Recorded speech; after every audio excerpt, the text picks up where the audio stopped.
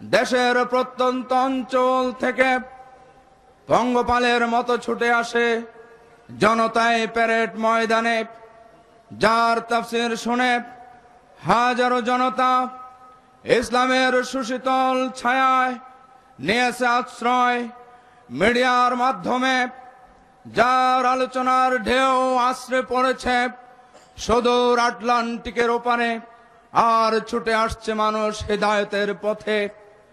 সেই বিশ্বনন্দিত মুফাসসির কোরআন এদেশের লক্ষ লক্ষ তরুণ যুবকের প্রেরণার উৎস, বিশিষ্ট পার্লামেন্টারিয়ান জামাত ইসলামী বাংলাদেশের সংসদীয় দলের উপনেতা এবং ধর্ম বিষয়ক মন্ত্রণালয় সম্পর্কিত স্থায়ী কমিটির সম্মানিত সভাপতি, নন্দিত জননেতা হযরতুল আল্লাম আলহাজ মাওলানা দিলওয়ার হোসেন সাইদি সাহেব এখন তার মূল্যবান তাফসীর পেশ করছেন।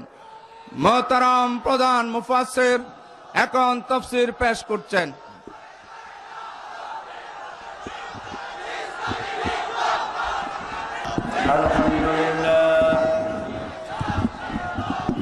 আলহামদুলিল্লাহ নাহমাদুহু ওয়া নাস্তাঈনুহু ওয়া নাস্তাগফিরুহু ওয়া নাউযু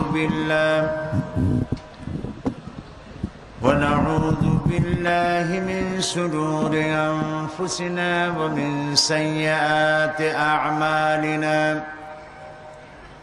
من يهد الله فلا مضل له ومن يضلل فلا هادي له ونشهد أن لا إله إلا الله وحده لا شريك له ونشهد أن سيدنا وحبيبنا ومولانا محمدا عبده ورسوله الذي أرسله بالحق بشيرا ونذيرا وداعيا إلى الله بإذنه وسراجا منيرا. فقد قال الله تعالى في كلامه المجيد وفرقانه الحميد: أعوذ بالله من الشيطان الرجيم. بسم الله الرحمن الرحيم. إن الله وملائكته يصلون على النبي يا أيها الذين آمنوا صلوا عليه وسلموا تسليما. اللهم صل على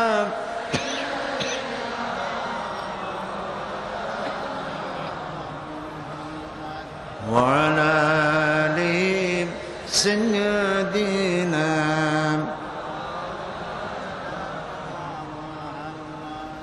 بلغ العلا بكماله كشف الدجى بجماله حسنت جميع خصاله صلوا عليه. مشرق حب محمد مطلع ديوان ما مطلع خورشید شقاش سینه سوزان من بلغ العلا بكماله كشف الدجى بجماله حسنت جميع خصاله صلوا عليه. सूरत यूसुफ बिदारी हिकमत लुक़मान मान قاری قرآن باری اے دل شادمان من بلغ العلا بکمالہ کشف الدجا بجمالہ حسنت جمیع خصالہ صلو علیہ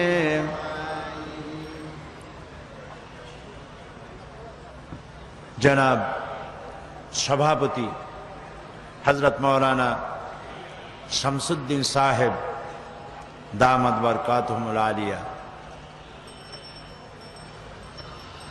আজকে মঞ্চে উপস্থিত এদেশের শীর্ষস্থানীয় আলেমে দ্বীন, মুফাসসির কোরআন হযরতুল আল্লাম আবুল কাসেম মোহাম্মদ সিফাতুল্লাহ, আন্তর্জাতিক খ্যাতিসম্পন্ন মুফাসসির কোরআন হযরত মাওলানা লুৎফুর রহমান সাহেব, হাজারাত উলামায়ে কেরাম, উপস্থিত আমার প্রিয় চট্টগ্রাম এবং বাংলাদেশের বিভিন্ন জেলা থেকে আগত, পার্শ্ববর্তী দেশ থেকে আগত সম্মানিত ভাইয়েরা, পর্দার আড়ালের মা এবং বোনেরা, সুপ্রিয় সাংবাদিক বৃন্দ, আসসালামু আলাইকুম ওয়া রাহমাতুল্লাহি তাআলা ওয়া বারাকাতুহু। আমরা মহান আল্লাহ সুবহানাহু ওয়া তাআলার দরবারে লাখো কোটি শুকর আদায় করি যে মহান আল্লাহ তাবারক ওয়া তাআলা চট্টগ্রাম ইসলামী সমাজ কল্যাণ পরিষদ কর্তৃক আয়োজিত ঐতিহাসিক 5 দিনব্যাপী ঐতিহাসিক তাফসীরুল কোরআন মাহফিলের আজ 25তম বার্ষিকী দ্বিতীয় দিনে আমাদেরকে উপস্থিত হওয়ার তৌফিক এনায়েত করেছেন। আমরা সেই মনিবের দরবারে শুকরগুজার হচ্ছি। সকলে পড়ছি আলহামদুলিল্লাহ, মহব্বতের সাথে সমস্বরে সবাই পড়েন আলহামদুলিল্লাহ। রব্বানা লাকাল হামদ হামদান কাসীরান তয়্যিবান মুবারাকান ফীহি ইয়া রাব্বি লাকাল হামদু কামা ইয়ানবাগি লিজালালি ওয়াজহিকা ওয়া আযীমি সুলতানিকা।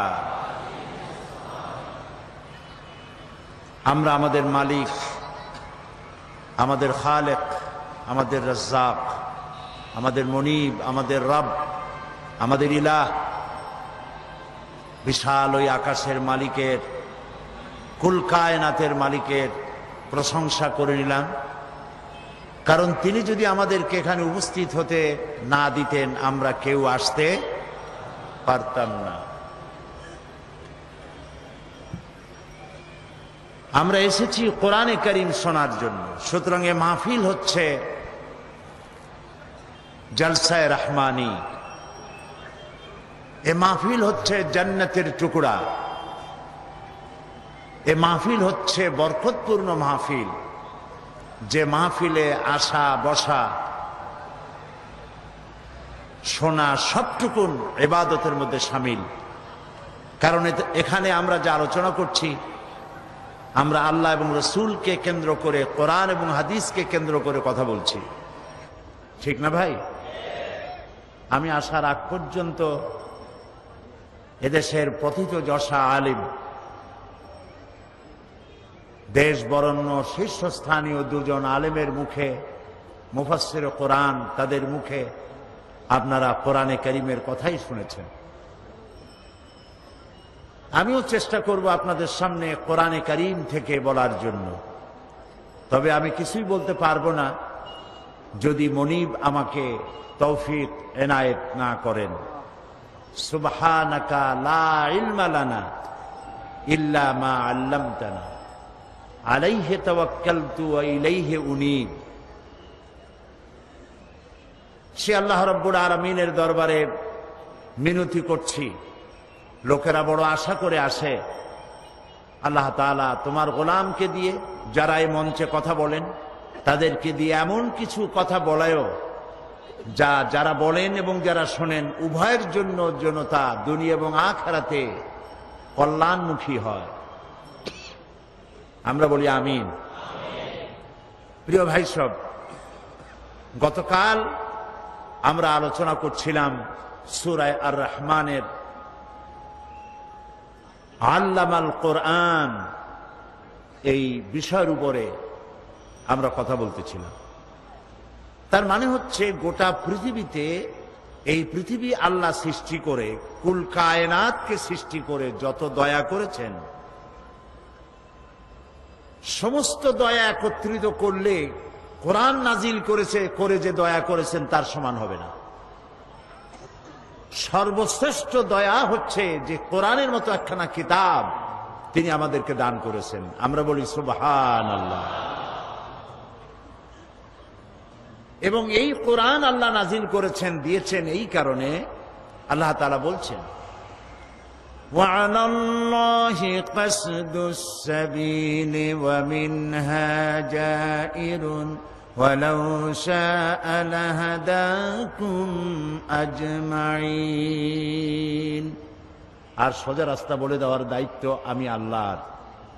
যেখানে রয়েছে অসংখ্য বাঁকা পথ, এই অসংখ্য বাঁকা পথ হচ্ছে মানুষের তৈরি করা মতবাদগুলি, সব হলো বাঁকা পথ। মানুষের তৈরি করা মতবাদগুলি সোজা পথ না বাঁকা পথ? এই বাঁকা পথ সমূহের মধ্যে সোজা পথ বলে দেওয়ার দায়িত্ব আল্লাহ তাআলার। তিনি নিজে বলছেন এটা আমার দায়িত্ব, এটা আমি বলে দেব। আর তাই তিনি যুগে যুগে পেগম্বর প্রেরণ করেছেন এবং তাদের কাছে বাণী পাঠিয়েছেন, কিতাব দিয়েছেন। সর্বশেষ নবী এলেন আমাদের নবী, সর্বশ্রেষ্ঠ নবী, সর্বশেষ নবী, বিশ্ব নবী মুহাম্মদুর রাসূলুল্লাহ সাল্লাল্লাহু আলাইহি ওয়াসাল্লাম। আর তার কাছে শরীয়তকে, দ্বীনকে আল্লাহ তাআলা পূর্ণ করলেন, মুকাম্মাল করলেন, কমপ্লিট করলেন কোরআন নাজিল করে দিয়ে। সুবহানাল্লাহ। সেই জন্য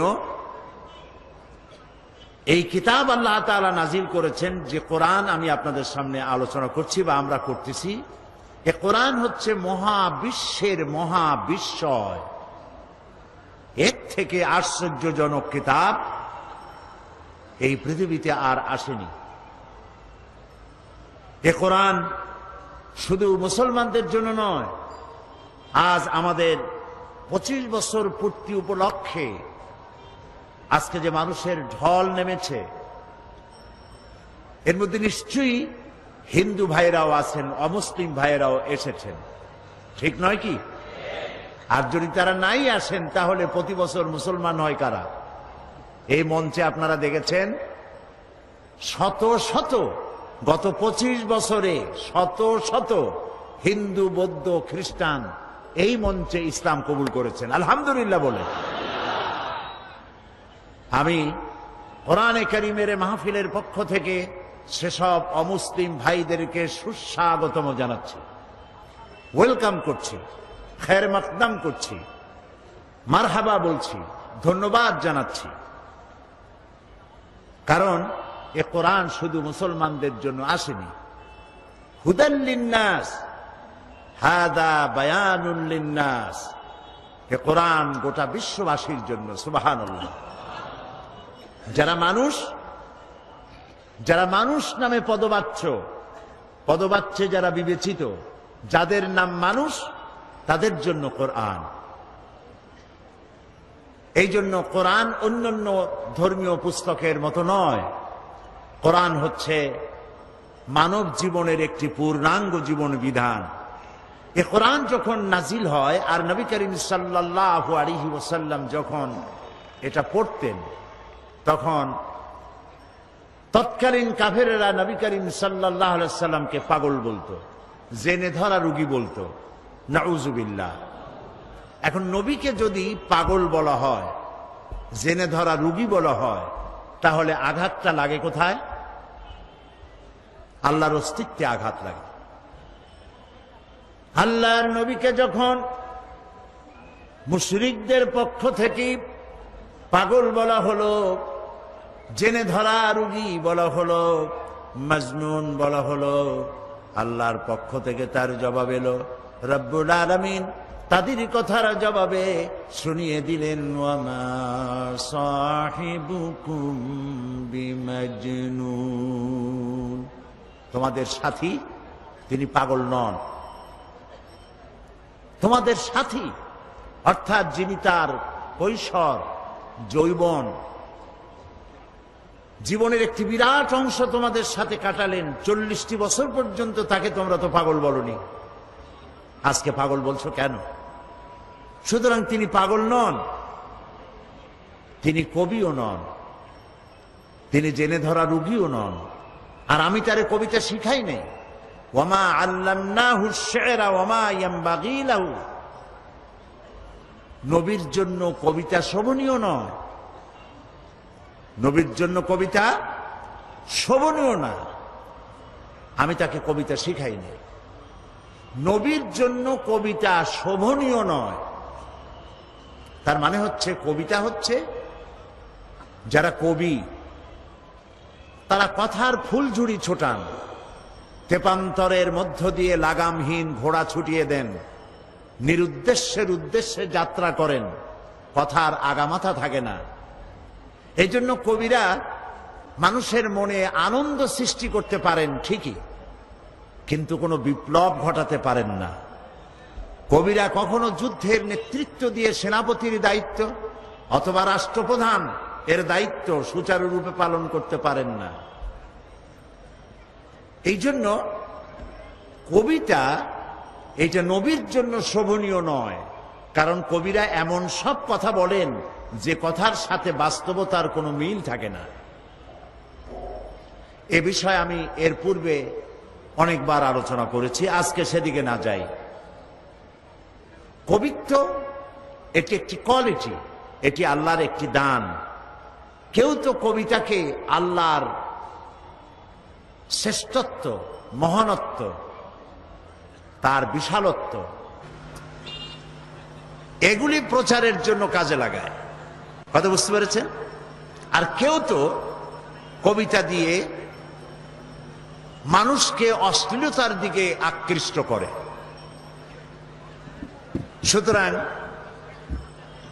কবিতা বা কবিত্ব একটি প্রতিভা, কিন্তু সেই প্রতিভা কোনো পূর্ণাঙ্গ প্রতিভা এমন নয় যা জাতি গঠনে কোনো বিপ্লবী ভূমিকা রাখতে পারে। এই জন্যে আল্লাহ রাব্বুল আলামিন বলছেন যে আমি আমার নবীকে কবিতা শিখাই নাই এবং কবিতা তার জন্য শোভনীয় নয়। নবী করিম সাল্লাল্লাহু আলাইহি ওয়াসাল্লাম যখন কোরআনের এই দাওয়াত দিচ্ছিলেন সমাজে, এই দাওয়াত যখন দিচ্ছিলেন, যেহেতু তিনি যখন কোরআন পড়তেন লোকেরা মনে করতো এটা বুঝি কবিতা। আপনি যদি কোরআন তাড়াতাড়ি পড়েন তাহলে মনে হবে যেন আপনি প্রবন্ধ পড়ছেন, আর যদি প্রতি আয়াতে থেমে থেমে পড়েন মনে হবে যেন আপনি কবিতা পড়ছেন। এটা ঠিক কিনা বলেন? দেখুন, আর রহমান আল্লামাল কুরআন খালাকাল ইনসান আল্লামাহুল বায়ান। থেমে থেমে পড়লাম মনে হলো যেন কবিতা। আবার যদি একসঙ্গে পড়ে যান, আর রহমানু আল্লামাল কুরআন খালাকাল ইনসান আল্লামাহুল বায়ান, এভাবে যদি আপনি না থেমে যদি পড়ে যান মনে হবে প্রবন্ধ। আর যদি আয়াতে আয়াতে থেমে থেমে পড়েন আগাগোড়া সূরা ফাতিহা থেকে নাস পর্যন্ত মনে হবে যেন কবিতা পড়ছেন। সুবহানাল্লাহ। এবং এই জন্য কোরআন মানুষের মুখস্থ থাকে বেশি। কোরআন মানুষ মুখস্থ করতে পারে একটি কাব্যিক ছন্দ, একটি কবিতার ছন্দের মতো। এর ভাষা, এর লালিত্য, এর মাধুর্য, এর বাচনভঙ্গি, এর রচনা শৈলী একটা ভিন্ন প্রকৃতি। সে ব্যাপারে আমি কথা বলবো ইনশাআল্লাহ। তো আমরা বলছিলাম যে আল্লাহ তাআলা কোরআন নাজিল করেছেন, কোরআন শিখিয়েছেন মানুষকে, এবং এই কোরআন শিক্ষা দেওয়াটা হচ্ছে আল্লাহ তাআলার সৃষ্টি জগৎ মানুষের জন্য সব থেকে বড় দয়ার প্রমাণ। আর এই কোরআন যখন নবী করিম সাল্লাল্লাহু আলাইহি ওয়াসাল্লাম তেলাওয়াত করতেন, ওরা মনে করতো কবিতা পড়তেছে, জেনে ধরেছে। হযরত ওমর রাদিয়াল্লাহু তাআলা আনহুর সময়ে, তিনি যখন জাহিল ছিলেন সে সময়ের এক ঘটনা, তার ইচ্ছে হলো তিনি নবী করিম সাল্লাল্লাহু আলাইহি ওয়াসাল্লামকে নির্যাতন করবেন।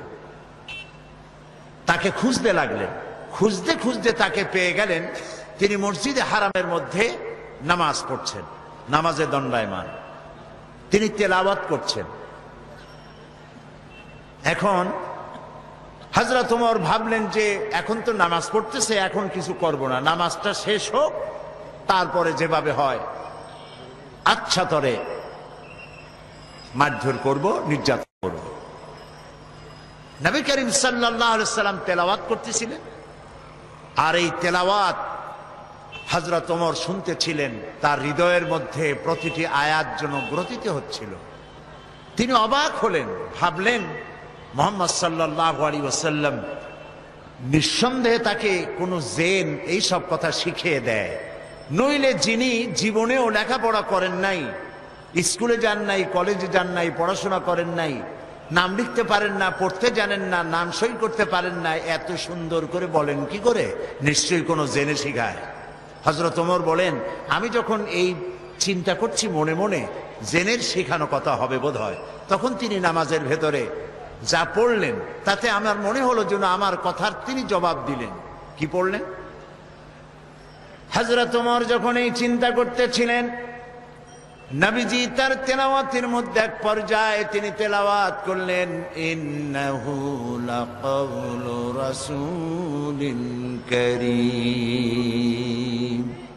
নিশ্চয়ই এক বার্তাবাহকের বর্ণনা, এক সম্মানিত বার্তাবাহকের বর্ণনা। হযরত ওমর চিন্তা করলেন, আমি যে মনে করেছিলাম জেনের কথা, এটা তো তারই জবাব হলো, যেটা জেনের কথা নয়, এটা এক মহান বার্তাবাহকের বর্ণনা। তাহলে জেনের কথা যদি না হয়, তাহলে এটা তো ঠিক যে মুহাম্মদ সাল্লাল্লাহু আলাইহি ওয়াসাল্লাম ফাঁকে ফাঁকে, তলে তলে নিজে কোন ফাঁকে যেন কবি হয়ে গেছে, নইলে মিলায় মিলায় বলেন কি করে? হযরত ওমর বলেন, আমি যখন মনে মনে ভাবলাম নবীজি কবি হয়ে গেছেন, মুহাম্মদ সাল্লাল্লাহু আলাইহি ওয়াসাল্লাম কবি হয়ে গেছেন, তখন তিনি নামাজের ভেতরে যা তেলাওয়াত করলেন আমি বুঝলাম আমার কথার জবাব পেয়ে গেছি। তিনি পড়লেন, ওয়ামা হুয়া বিকাউলি শাইরিন কালিলাম মা তুমিনুন। না না, এটা কোনো কবির কথা নয়, তোমরা খুব কমই বিশ্বাস স্থাপন করে থাকো। হযরত ওমর মনে মনে ভাবলেন, মনে করেছিলাম কবি, কিন্তু কবি না, গণক। তা না হলে আমার মনের কথা বুঝলো কেমনে? হযরত ওমর যখন মনে মনে ভাবলেন মুহাম্মদ সাল্লাল্লাহু আলাইহি ওয়াসাল্লাম শুধু কবি নন, গণক হয়ে গেছেন, তিনি বলেন, এই চিন্তার সঙ্গে সঙ্গে তিনি পড়লেন, ওয়ালা বিকাউলি কাহিনিন কালিলাম মা তাযাক্কারুন। না না না, এটা কোনো গণকের কথা নয়, তোমরা খুব কমই উপদেশ গ্রহণ করে থাকো। হযরত ওমর বজ্রাহতের মতো হয়ে গেলেন। কি আশ্চর্য কথা! যা চিন্তা করি তার জবাব আসে নামাজের মধ্যে দিয়ে, কি সাংঘাতিক!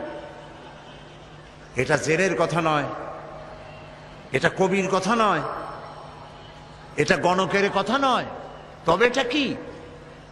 হযরত ওমর বলেন, আমি যখন মনে মনে ভাবলাম তবে এটা কি, অমনি জবাব এলো, তিনি নামাজের ভিতরে পড়লেন, তানজিলাম মির রাব্বিল আলামিন। এটি মহান আল্লাহ রব্বুল আলামিনের বাণী, যিনি তামাম জাহানের পালনেওয়ালা রব, তার কাছ থেকে নাজিলকৃত এটি কিতাব। সুবহানাল্লাহ। হযরত ওমর বললেন, আমার মনে হলো যেন ইসলাম তার নিজস্ব আসন আমার কলিজার মধ্যে গেড়ে বসতেছে। প্রিয় ভাই সব, কোরআন নাজিল হতে থাকলো, নবী করিম সাল্লাল্লাহু আলাইহি সাল্লাম মুখস্থ করতে লাগলেন, আর আল্লাহ তাআলা দুনিয়ার মানুষকে শুনিয়ে দিলেন এই যে কোরআন, এ সবটা আল্লাহর বাণী। জোরে সোরে একবার বলেন তো, এটা কার বাণী? মানুষের যেন কোনো সন্দেহ না থাকে, এই জন্য রব্বুল আলামিন বলছেন, ওয়া মা ইয়ানতিকু আনিল হাওয়া ইন হুয়া ইল্লা ওয়াহিয়ুন ইউহা। আমার নবী কোরআনের ব্যাপারে যা বলেন সব আমার নাজিলকৃত কথা, আমার ওহী তিনি বলেন, নিজের থেকে বানায়া তিনি কিছুই বলেন না। দুনিয়ার মানুষকে কোরআন সম্পর্কে রব্বুল আলামিন গ্যারান্টি দিলেন, ওয়ালাউ তাকাওয়ালা আলাইনা বা'দাল আকাওয়িল। আমার নবী যদি নিজের থেকে কোনো একটি কথা বানায়া আমার নামে কোরআনের ভিতরে যদি চালায় দিতেন, আমি আমার নবীর ডান হাতকে চেপে ধরতাম, আর আমার নবীর কণ্ঠ নালীকে আমি আল্লাহ কেটে ফেলে দিতাম। একটি কথাও তিনি নিজের থেকে এর মধ্যে ঢুকান নাই। এর মধ্যে যত কথা, সব কথাগুলি কার? সবাই বলুন, আল্লাহ তাআলার বাণী দিয়ে ভরা। আল্লাহ তাআলা বলছেন, এর উপর থেকে, এর নিচের থেকে, এর ডান দিক থেকে, এর বাম দিক থেকে শয়তানের, বাতিলের প্রবেশের কোনো অধিকার নাই।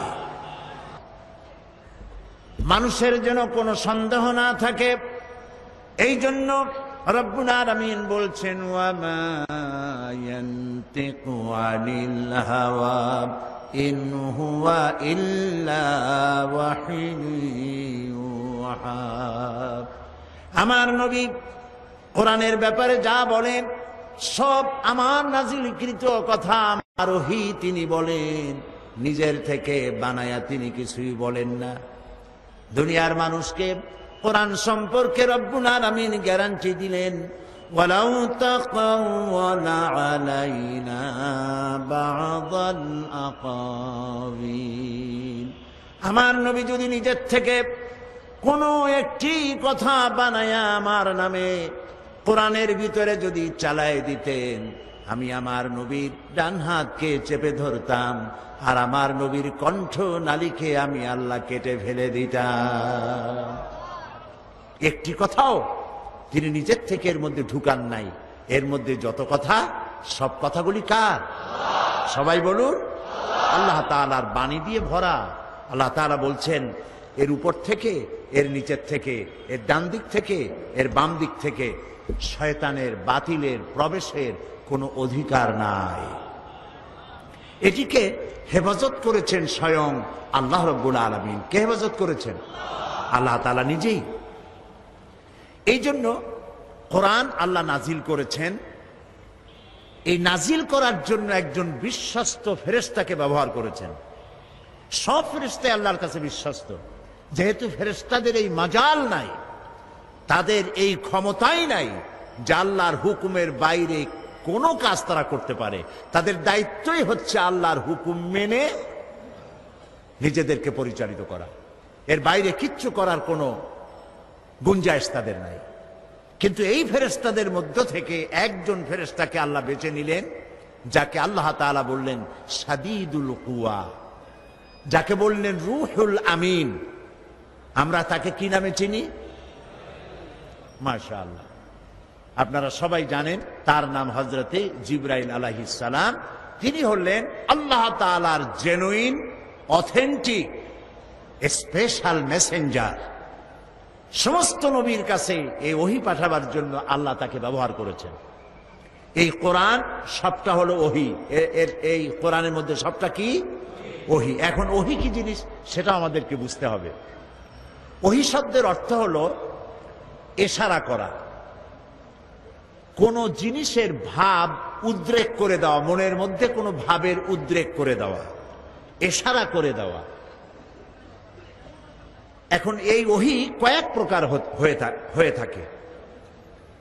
এই ওহীর কথা কোরআন শরীফে বলা হয়েছে, মৌমাছির কাছেও আল্লাহ ওহী করেছেন, আবার মুসা আলাইহিস সালামের মায়ের কাছেও ওহী করেছেন। তো মৌমাছির কাছে যে ওহী আল্লাহ করেছেন, সেখানে কি জিবরাইল এসেছিল? মুসা আলাইহিস সালামের মায়ের কাছে যখন ওহী করেছিলেন, তখন কি জিবরাইল এসেছিলেন? ওই ওহী কি ধরনের? আর নবীদের কাছে যখন ওহী হয়, সেই ওহী বা কি ধরনের? আসুন কোরআন থেকেই জানি। মৌমাছি সম্পর্কে আল্লাহ তাআলা বলেন, وَأَوْحَى رَبُّكَ إِلَى النَّحْلِ أَنِ اتَّخِذِي مِنَ الْجِبَالِ بُيُوتًا। তোমার রব মধুমক্ষিকাকে ওহী করলেন যে পাহাড়ে, বিল্ডিংয়ে, গাছে বাসা বানাও, ঘর বানাও, মৌচাক বানাও। এই যে ওহী করলেন, এখানে জিবরাইল আসে নাই। বিষয়টা হলো মৌমাছির মনের মধ্যে, মৌমাছির মন আছে কিনা? মন আছে কিনা? প্রত্যেক প্রাণীরই মন আছে। ওর মনের মধ্যে, ওর চিন্তার মধ্যে ভাবের উদ্রেক করে দিয়েছেন আল্লাহ তাআলা। সেই ভাবের উদ্রেকেই সে গাছে মৌচাক বেঁধেছে, বিল্ডিং এর কার্নিশে বেঁধেছে, আবার পাহাড়েও এই মৌচাক বেঁধেছে। এটা হলো এইরকম। এই ওহীর অর্থ হচ্ছে ইশারা করে দেওয়া, ভাবের উদ্রেক করে দেওয়া। আবার মুসা আলাইহিস সালামের মা সম্পর্কে আল্লাহ তাআলা বলছেন, إِذْ أَوْحَيْنَا إِلَى أُمِّكَ مَا يُوحَى। মুসা আলাইহিস সালামকে বলছেন, স্মরণ করো সেই সময়ের কথা যখন তোমার মাকে ওহী করা হয়েছিল। সেটা হলো, ফেরাউন বলেছিল যে আমার এই দেশে যত নারীরা গর্ভবতী হবে পাহারা লাগাও, এদের মধ্যে যে সমস্ত কন্যা সন্তান প্রসব করবে তাদেরকে বাঁচিয়ে রাখো, আর যত পুত্র সন্তান হবে সবগুলিকে মেরে ফেলো, যাতে মুসা আলাইহিস সালাম আসতে না পারে। কিন্তু এইখানে কার কথা উঁচায় থাকলো? ফেরাউনের কথা না আল্লাহর কথা? কালেমাতুল্লাহি হিয়াল আউলিয়া। এখন আল্লাহ তো মুসা পাঠাবেন, ফেরাউন মুসা আসতে দেবে না। ইচ্ছা পূরণ হবে কার? এই 4-5 জনে কইলে হয় নাকি? জোরে জোরে কন না, কার? আল্লাহ তাআলার ইচ্ছা পূরণ হবে। মুসা আলাইহিস সালামের মায়ের পেটে মুসা আলাইহিস সালাম এলেন। আল্লাহ তাআলা বলছেন আমি তাকে ওহী করলাম। তার মানে হলো, যখন মুসাকে তিনি প্রসব করবেন, মুসা আলাইহিস সালামকে, তখন মুসা আলাইহিস সালামের মায়ের মনের মধ্যে ভাবের উদ্রেক করে দিলেন আল্লাহ তাআলা এভাবে, সন্তান প্রসব করেই তাকে একটি বাক্সের ভিতরে আটকাইয়া নদীর ভিতরে ছেড়ে দাও। এখানে জিবরাইল আলাইহিস সালাম আসেন। সুতরাং এই সব ব্যাপারে যত ওহীর কথা হয়, বুঝতে হবে ভাবের উদ্রেক করে দেওয়া, ইশারা করা। কিন্তু এই ওহী যখন কোন নবীর প্রতি ওহী করা হয়, বলা হয়, তখন বুঝতে হবে সেখানে এসেছিলেন কে? জিবরাইল আলাইহিস সালাম। এই কথাটি আল্লাহ তাআলা কোরআনে কারীমের মধ্যে বলছেন, ইন্না আওহাইনা ইলাইকা কামা আওহাইনা ইলা নূহিন ওয়ান নাবিয়্যিনা মিন বা'দিহি।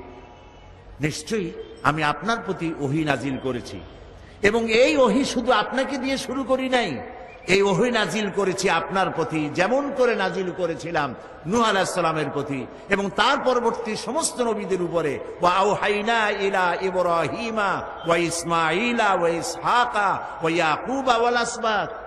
এবং এইভাবে করে ইব্রাহিম, ইসমাঈল, ইসহাক, ইয়াকুব আলাইহিমুস সালাম এবং তার আওলাদদের প্রতি যত নবী হয়েছে, প্রত্যেক নবীর কাছে আমি ওহী পাঠাইছি জিবরাইলের মাধ্যমে। আচ্ছা, জিবরাইলকে না দিয়া আল্লাহ তাআলা নিজে বললে অসুবিধা কি হইতো? প্রশ্ন উঠতে পারে। সে প্রশ্নের জবাব আল্লাহ দিচ্ছেন।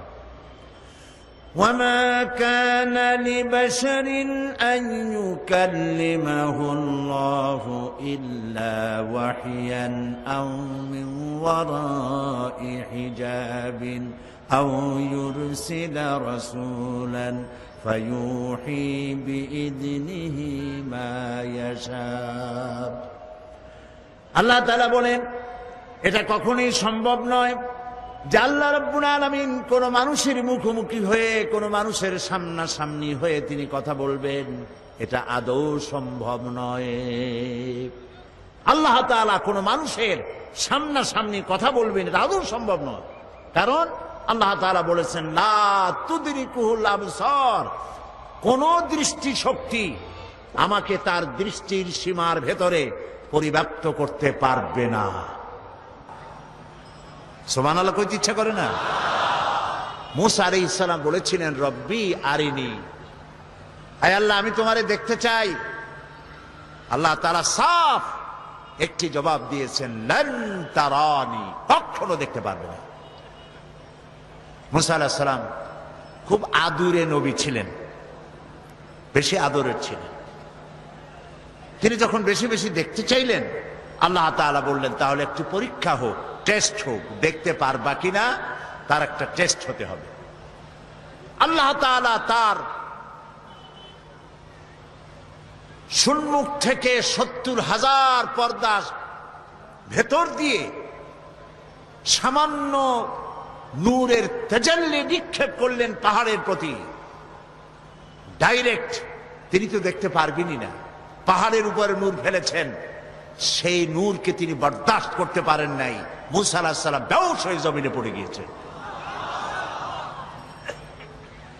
এখানে মুসা আলাইহিস সালাম আর মুহাম্মদ সাল্লাল্লাহু আলাইহি সাল্লামের মধ্যে পার্থক্য হচ্ছে এই, মুসা আলাইহিস সালাম পাহাড়ের প্রতি পড়া নূরকে সহ্য করতে পারেন নাই, বেহুশ হয়ে পড়েছেন। কিন্তু মেরাজে নবী করিম সাল্লাল্লাহু আলাইহি সাল্লাম নূর দেখেছেন আর বেহুশ হয়ে পড়েন নাই। আল্লাহ তাআলা কোরআন শরীফে এটা বলেছেন। অন্য কোন সময় সুযোগ পেলে তখন সেই কাহিনী শোনানো যাবে কোরআনে কারীম থেকে। সুতরাং মূল কথা হচ্ছে এই যে আল্লাহ তাআলাকে কোন মনুষ্য শক্তির দৃষ্টি সীমার ভিতরে, কোন দৃষ্টি শক্তি লা তুদরিকুহুল আবসার, আল্লাহর দৃষ্টি সীমার ভেতরে তো সব, কিন্তু কোন শক্তি তার দৃষ্টি দিয়ে আল্লাহকে সীমাবদ্ধ করতে পারবে না। সুবহানাল্লাহ বিহামদিহি। তো আল্লাহ রাব্বুল আলামিন মানুষের সঙ্গে যেহেতু তিনি কথা সরাসরি বলবেন না, কথা বলতে গেলে তিনি মিন ওয়ারায়ে হিজাব, পর্দার আড়াল থেকে বলেন, নতুবা তিনি জিবরাইলের মাধ্যমে, ফেরেশতার মাধ্যমে কথা বলেন। কোরআনে কারীম আল্লাহ তাআলা নাজিল করলেন জিবরাইলের মাধ্যমে। এর সূরা নাস থেকে শুরু করে সূরা ফাতিহা থেকে, বিসমিল্লাহ থেকে শুরু করে সূরা নাস পর্যন্ত সম্পূর্ণ কোরআন বহন করে নিয়ে এসেছেন কে বলুন তো? জিবরাইল আলাইহিস সালাম। এই কিতাবের বিশুদ্ধতা সম্পর্কে কোনো কথা উঠতে পারে পাঠকের মনে। দেখুন, পৃথিবীতে যত লেখকরা বই লেখেন, প্রত্যেক লেখক শুরুতেই তার দুর্বলতা স্বীকার করেন। আপনারা কি কথা শুনতেছেন? সেই সাথে বুঝতেছেন? আলহামদুলিল্লাহ বলেন। প্রত্যেক অথার, রাইটার, মুসান্নিফ, লেখক বই লিখতে গিয়ে শুরুতেই বলেন এই লেখার মধ্যে আমার ভুল ত্রুটি হতে পারে, তথ্য এবং তত্ত্বগত, অথবা প্রিন্টিং মিস্টেক হতে পারে। কোন সহৃদয় পাঠক যদি তার চোখে কোনো ভুল ধরা পড়ে আমাকে জানিয়ে দিলে কৃতজ্ঞতার সাথে আগামী সংস্করণে সংশোধন করতে বাধ্য থাকিব। এরকম লেখা থাকে কিনা? না, এরকম লেখা থাকে আমি যে একখানা বই লেখছি এর মধ্যে ভুল ধরে কার বাপের মাথায় কয়টা মাথা। কি বলেন? পৃথিবীতে একখানা কিতাব যার মধ্যে কোনো দুর্বলতা নাই। শুরুই হয়েছে বইয়ের, কিতাবের নির্ভুলতা গ্যারান্টি দিয়ে। পৃথিবীর সব বই শুরু হয় অথারের দুর্বলতা, লেখকের দুর্বলতা, অক্ষমতার মধ্য দিয়ে। একখানি কিতাব পৃথিবীতে আছে যার শুরু হয়েছে গ্রন্থকার, রচয়িতা যিনি, তার প্রশংসার মধ্য দিয়ে এবং বিশুদ্ধতার গ্যারান্টি দিয়ে। সুবহানাল্লাহ বলে। শুরুতেই রচয়িতার প্রশংসা। কোরআন খুলবেন, সঙ্গে সঙ্গে দেখবেন আলহামদুলিল্লাহি রাব্বিল আলামিন। প্রাণ খুলে পড়েন আলহামদুলিল্লাহি রাব্বিল আলামিন। সমস্ত প্রশংসা, যাবতীয় প্রশংসা আল্লাহ রাব্বুল আলামিনের, যিনি কিতাব নাজিল করেছেন। সুবহানাল্লাহ। আর এক কথা উল্টান, যেখান থেকে শুরু করবেন ওইখানেই দেখেন বিশুদ্ধতার গ্যারান্টি। যালিকাল কিতাবু লা রাইবা ফি। এটা হচ্ছে সেই কিতাব যে কিতাবের ভিতরে সন্দেহের কোনো অবকাশ নাই, বিন্দু মাত্র সন্দেহ নাই। লা রাইবা ফি, এর মধ্যে কোনো সন্দেহ নাই, ভুল নাই, ত্রুটি নাই, বিচ্যুতি নাই। চ্যালেঞ্জ। আল্লাহ রাব্বুল আলামিন বিশ্ববাসীকে চ্যালেঞ্জ করলেন, আম ইয়াকুলুনা ইফতারাহু কুল ফাআতু বিসূরাতিন মিথলিহি ওয়াদউ মান ইসতাতা'তুম মিন দুনিল্লাহ। এরা কি দাবি করে যে কোরআন আপনার বানানো? যদি এই ধরনের দাবি তারা করে, তাহলে তাদের পক্ষে যদি সম্ভব হয়, তাহলে কোরআনের মতো করে কোরআন তারা বানাক। যদি তারা সত্যবাদী হয়, কোরআনের সূরার মতো করে সূরা তারা বানায় নিয়ে আসুক।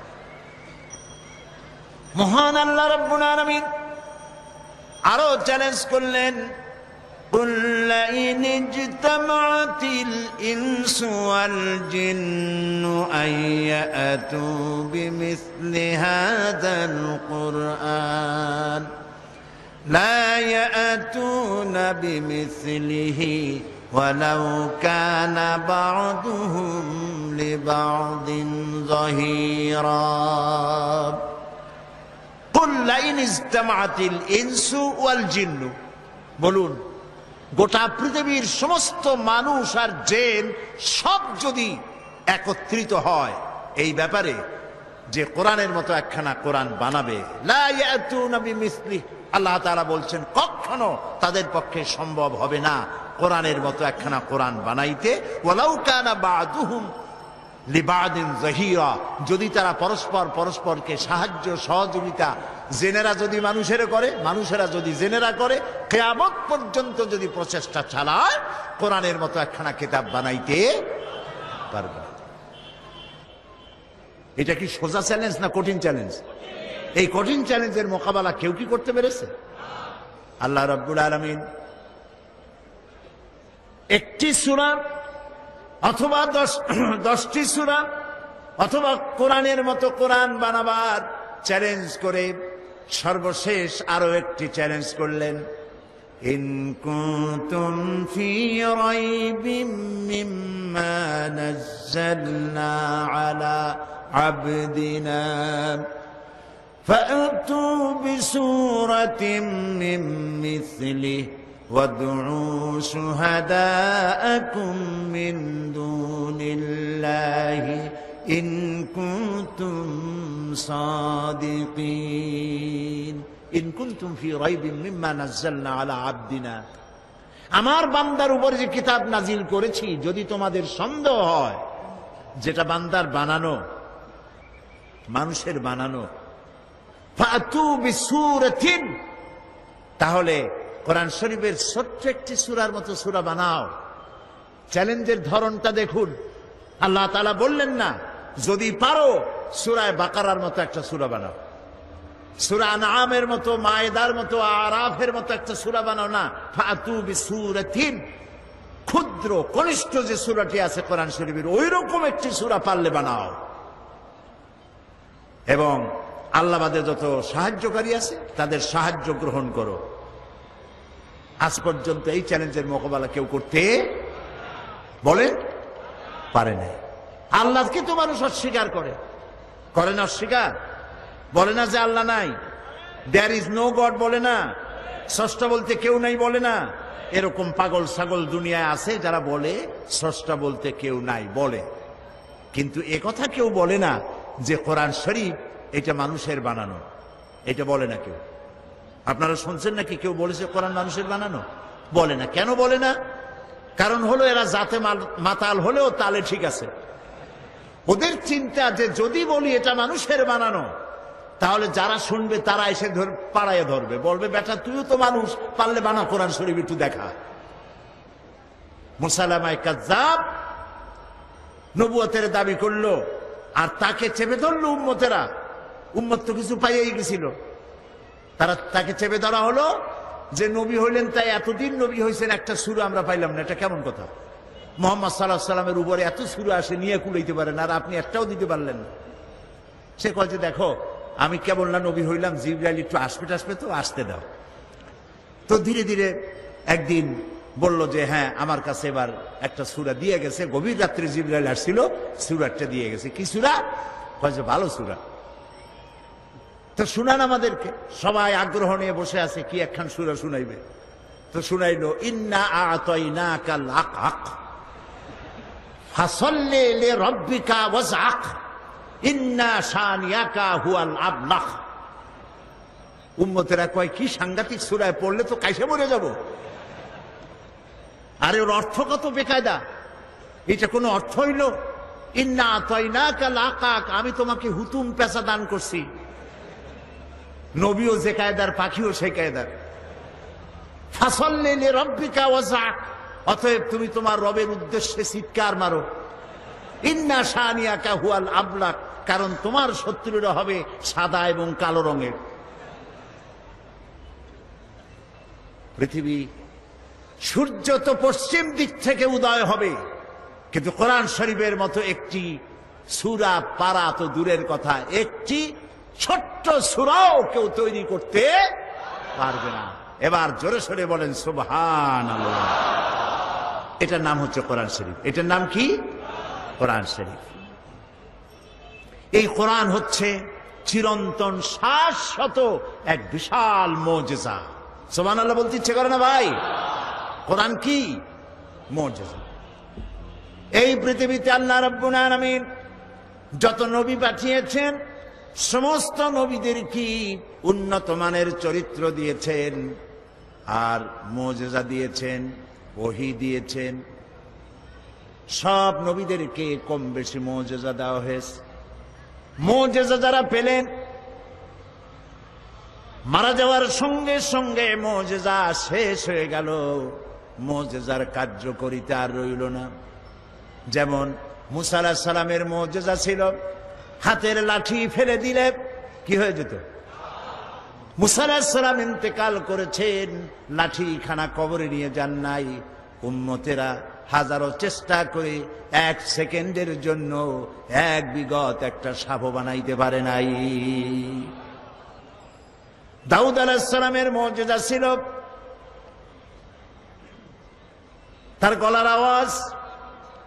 এত সুন্দর আওয়াজ তাকে আল্লাহ রাব্বুল আলামিন দান করেছিলেন। তিনি যখন জাবুর শরীফ তেলাওয়াত করতেন, উড়ন্ত পাখিগুলি ওড়া বন্ধ করে হযরত দাউদের চতুর্দিকে বসে আল্লাহর কালাম শুনত। লোহা ধরে চাপ দিলে পরে পানি হয়ে হাতের কর দিয়া গলে গলে পড়ে যেত। ঈসা আলাইহিস সালামের মুজিজা ছিল অন্ধ মানুষের চোখের উপরে হাত দিলে চোখ ভালো হয়ে যেত। কুষ্ঠ ব্যাধিগ্রস্ত লোকের গায়ে হাত দিলে ব্যাধি ভালো হয়ে যেত।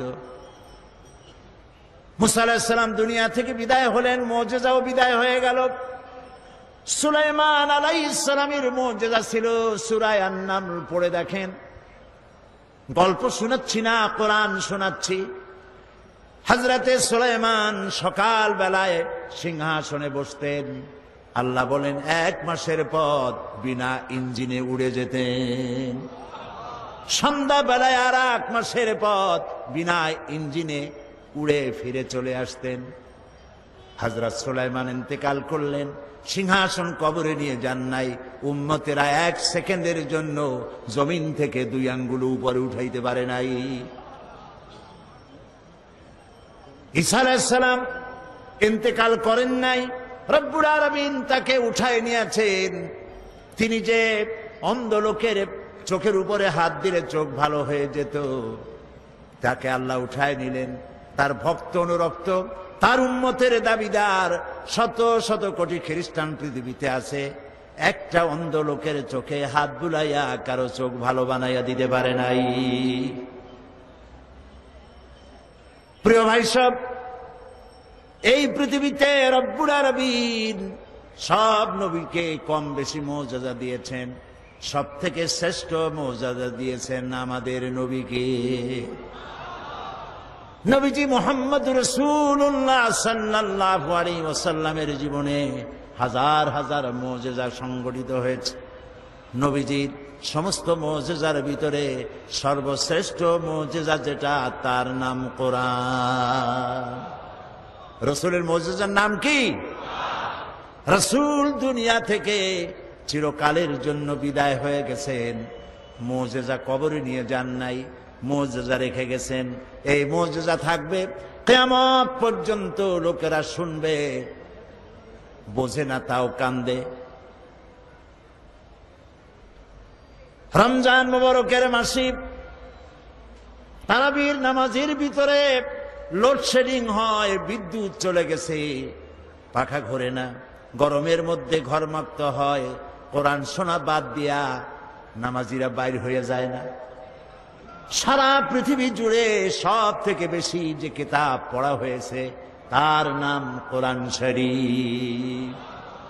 আজও কোরআন শুনে কাফের বেঈমান ইহুদি খ্রিস্টান মুসলমান হয়ে যায়, পড়ে লা ইলাহা ইল্লাল্লাহু মুহাম্মাদুর রাসূলুল্লাহ।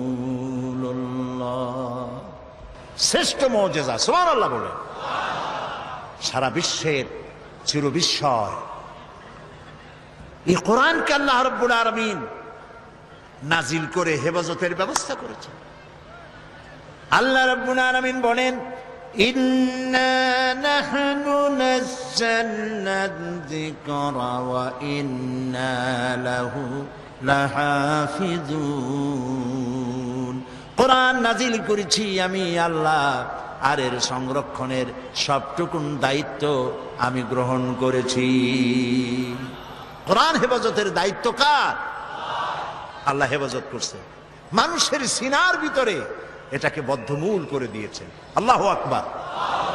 ছোট্ট ছোট্ট বাচ্চারা মুখস্থ করে, এতটুকু এতটুকু বাচ্চা 7 বছর 8 বছর বয়স কোরআন শরীফ মুখস্থ করে ফেলাইছে। এটা যদি আল্লাহর না হতো তাহলে কি সম্ভব ছিল ভাই?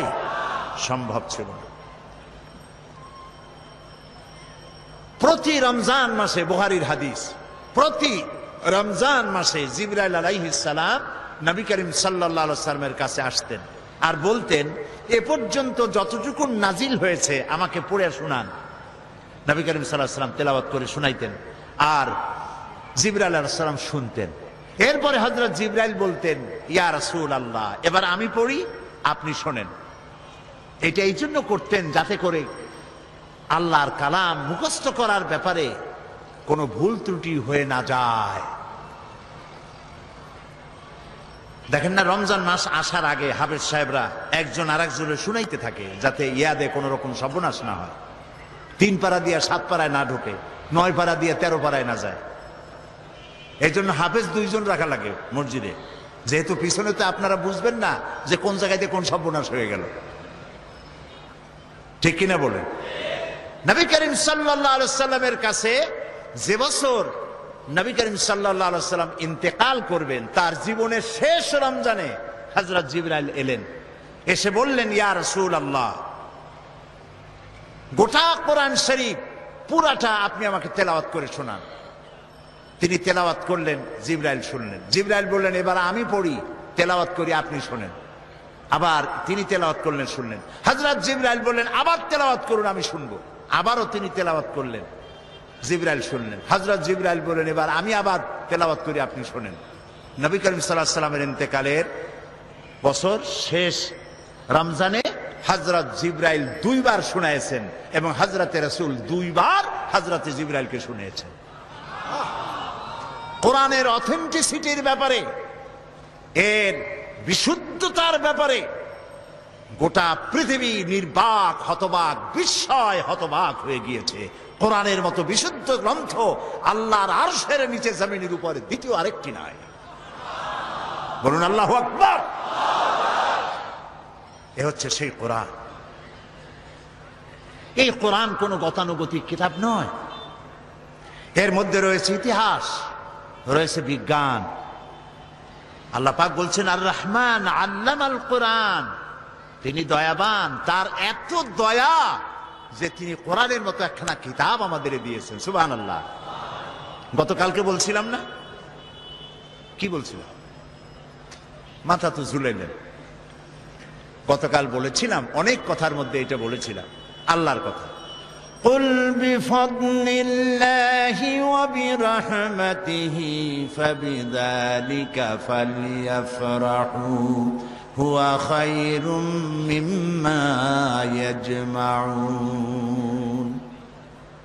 বলুন হে নবী, আপনি বলেন বিফাদলিল্লাহি ওয়া বিরহমাতিহি, আল্লাহর করুণা, আল্লাহর দয়া হচ্ছে তোমাদের প্রতি এই যে কোরআনের মতো একখানা কিতাব আল্লাহ তোমাদের দিয়েছেন। জোরে বলেন সুবহানাল্লাহ। আল্লাহ তোমার কোরআন সহি তেলাওয়াতের তৌফিক আমাদের দাও। আল্লাহ তোমার কোরআন বোঝার তৌফিক তুমি আমাদের দাও। আয় আল্লাহ তোমার কোরআন প্রতিষ্ঠার আন্দোলনে আমাদের সকলকে শামিল করে দাও।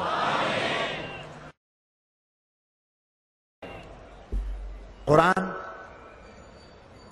এতে রয়েছে ইতিহাস, এতে রয়েছে দর্শন, ভূগোল, খগোল, নৃতত্ত্ব, ভূতত্ত্ব, এতে রয়েছে জিওমেট্রি, ম্যাথামেটিক্স, অ্যালজেব্রা, এতে রয়েছে পৌরবিজ্ঞান, সমাজ বিজ্ঞান, এতে রয়েছে স্বরাষ্ট্র, পররাষ্ট্র নীতি, রয়েছে অর্থনীতি, রয়েছে রাজনীতি, সব নীতি রয়েছে এর মধ্যে। কিন্তু রাজনীতি আছে বলে কোরআন কোন রাজনীতির কিতাব নয়। ভাইরা বুঝতেছেন আপনারা? রাজনীতি আছে বলে কোরআনকে কি আমরা রাজনীতির কিতাব বলবো? কখনো বলবো না। কোরআনে বিজ্ঞান আছে তাই বলে আমরা এটা বিজ্ঞানের কিতাব বলবো না। কোরআনে অর্থনীতি আছে বলে এটাকে আমরা অর্থনীতির কিতাব বলবো না। তবে কি বলবো? আমরা বলবো এই পৃথিবীর মানব গোষ্ঠী তাদের জীবন পরিচালনার জন্যে যত নীতি প্রয়োজন, সকল নীতির মূল নীতি বিধৃত হয়েছে এই কোরআনের মধ্যে। সব আছে, আল্লাহ তাআলা সব কথা খুলে খুলে বয়ান করে দিয়েছেন। এখন এই যে কোরআন আমরা পেয়েছি আল্লাহর কাছ থেকে, আল্লাহ তাআলা আমাদের দিয়েছেন, এই কোরআন শুধু নামাজ রোজার কথা বলেনি। কোরআন শরীফ ৬৬৬৬টি আয়াত বলা হয় কম বেশি। এই ৬৬৬৬টি আয়াতের মধ্যে মাত্র ৫৫০ আয়াত হচ্ছে হুকমে শরঈ। বলুন তো কি মানে? আদেশ নিষেধ, শরীয়তের বিধান সংক্রান্ত আয়াতের সংখ্যা ৫৫০। একটু ভাবুন, একটু চিন্তা করেন, মজা পাবেন। তো ৬৫০০ আয়াতের মধ্যে যদি ৫৫০ আয়াত হয় আদেশ আর নিষেধ, বাকি আয়াতগুলি কি তা কি কখনো চিন্তা করার অবকাশ হয়েছে আমাদের? মাথায় কি চিন্তা আসছে? কখনো আসে নাই। কপাল আমাদের এমনি এমনি পড়ে নাই। ইরাকের ভাগ্য এমনি এমনি নষ্ট হয় নাই। Palestine, Kashmir, Chechnya, Bosnia, Somalia, Eritrea, আলজেরিয়ার ভাগ্য এমনি এমনি নষ্ট হয় নাই। নষ্ট হয়েছে আমাদের কারণে। কাদের কারণে? আমাদের কারণে। আমরা কোরআনের কাছের থেকে যখন যাই চোখ বুজে যাই। এক ফকির, সে নাকি বলেছিল, কোন জাতের ফকির জানি না, সে তার স্রষ্টার কাছে বলেছিল, স্রষ্টা আমি তো গরিব ফকির, তোমায় তো সব কিছুই দিতে পারো, তা আমাকে যদি তুমি একটু ধনসম্পদ দিতে, যা দিয়ে আমি জীবনে খরচ না করে পারি, ভিক্ষা না করে পারি, এরকম যদি একটু কিছু দিতা। তার দোয়া মঞ্জুর হয়ে গেল। এখন তার জন্য স্রষ্টা ব্যবস্থা একটা করলেন। ওই ফকির রাস্তা দিয়ে বাড়ি আসতেছে, বাড়ির কাছাকাছি এসে চিন্তা করলো, আচ্ছা অন্ধরা রাস্তা হাঁটে কেমনে? কেমনে তারা পথ চেনে একটু দেখি তো কিভাবে। অন্ধরা চোখ না থাকলে কি কষ্টটা তাদের হয়। চোখ বুঝা বাড়ি যাওয়ার রওনা করছে। প্রতিমধ্যে একটা বস্তার মতো পায়ে ঠেকলো। সে গালি দিল, কোথার বস্তার বেটা, বস্তা একটা বস্তা ভাড়ায় তুইছে, থর আর জাগা পাইল না। রাগ করে গালাগালি দিয়ে বাড়ি চলে আসলো। অনেকদিন পর সে দোয়া করলো যে আল্লাহ, হে আমার স্রষ্টা, দোয়া তো কবুল হইল না। স্রষ্টা স্বপ্নে জানাইলো, তোমারে তো আমি দিছিলাম, কিন্তু তুমি তোমার ভাগ্য পাও দিয়া ঠেলে ফেলেছ। সব জায়গায় চোখ খুলে আসছো, যেখানে মণিমুক্তা ভরা বস্তা রাখছিলাম ওই জায়গায় চোখ বুঝাইতে গেছো। এই পৃথিবীতে মানুষের, মুসলমানেরা তাদের স্বাধীনতা, সার্বভৌমত্ব, তাদের ইজ্জত, তাদের সম্ভ্রম, তাদের নেতৃত্ব, তাদের কর্তৃত্ব, তাদের প্রভুত্ব পৃথিবীর উপরে প্রতিষ্ঠিত করে দেবে যে কোরআন, সেই কোরআনের ব্যাপারে তারা অন্ধ। সব বোঝে, কোরআন বোঝে না। বিমল মিত্রের কড়ি দিয়া কিনলাম বই, এত বড় বই, আগাগোড়া পড়তে মাথায় যন্ত্রণা হয় না। শরৎচন্দ্র, বঙ্কিম, রবীন্দ্রনাথের রচনাবলী এত বড় বড়, সব পড়ে, মাথায় যন্ত্রণা হয় না। কিন্তু কোরআনে কারিমের অনুবাদ সহ পড়তে গেলে মাথায় যন্ত্রণা, পেটে গ্যাস্ট্রিক, চোখের মধ্যে জ্বালা করে, কানের মধ্যে সনসন করে, তাই তকদিরও ঠন ঠন করে। এই তকদিরকে যদি আমরা তকদির খুলতে চাই, ভাগ্য বদলাতে চাই, এই কোরআনের বিকল্প আকাশের নিচে জমিনের উপরে কিচ্ছু নাই। প্রিয় ভাই সব, এই কোরআন এমন এমন ঘটনা বর্ণনা করেছে যা ষষ্ঠ শতাব্দীর দুনিয়া এর কিছুই জানত না। এ কোরআন অবশ্য কিছু কিছু ঘটনা ইহুদিদের কিতাব এসছে, কিন্তু তা অতিরঞ্জিত, বিকৃত হয়ে এসেছে। আল্লাহ পাক ওহীর মাধ্যমে নবী করিম সাল্লাল্লাহু আলাইহি সাল্লামকে ইতিহাস শিখাইছেন, ইতিহাস জানিয়েছেন। আদম আলাইহিস সালাম, নূহ আলাইহিস সালাম, ইব্রাহিম আলাইহিস সালাম, ফিরাউন, নমরুদ ইত্যাদির ইতিহাস, রাসূলকে সঠিক ইতিহাস কে শিখাইছে বলেন?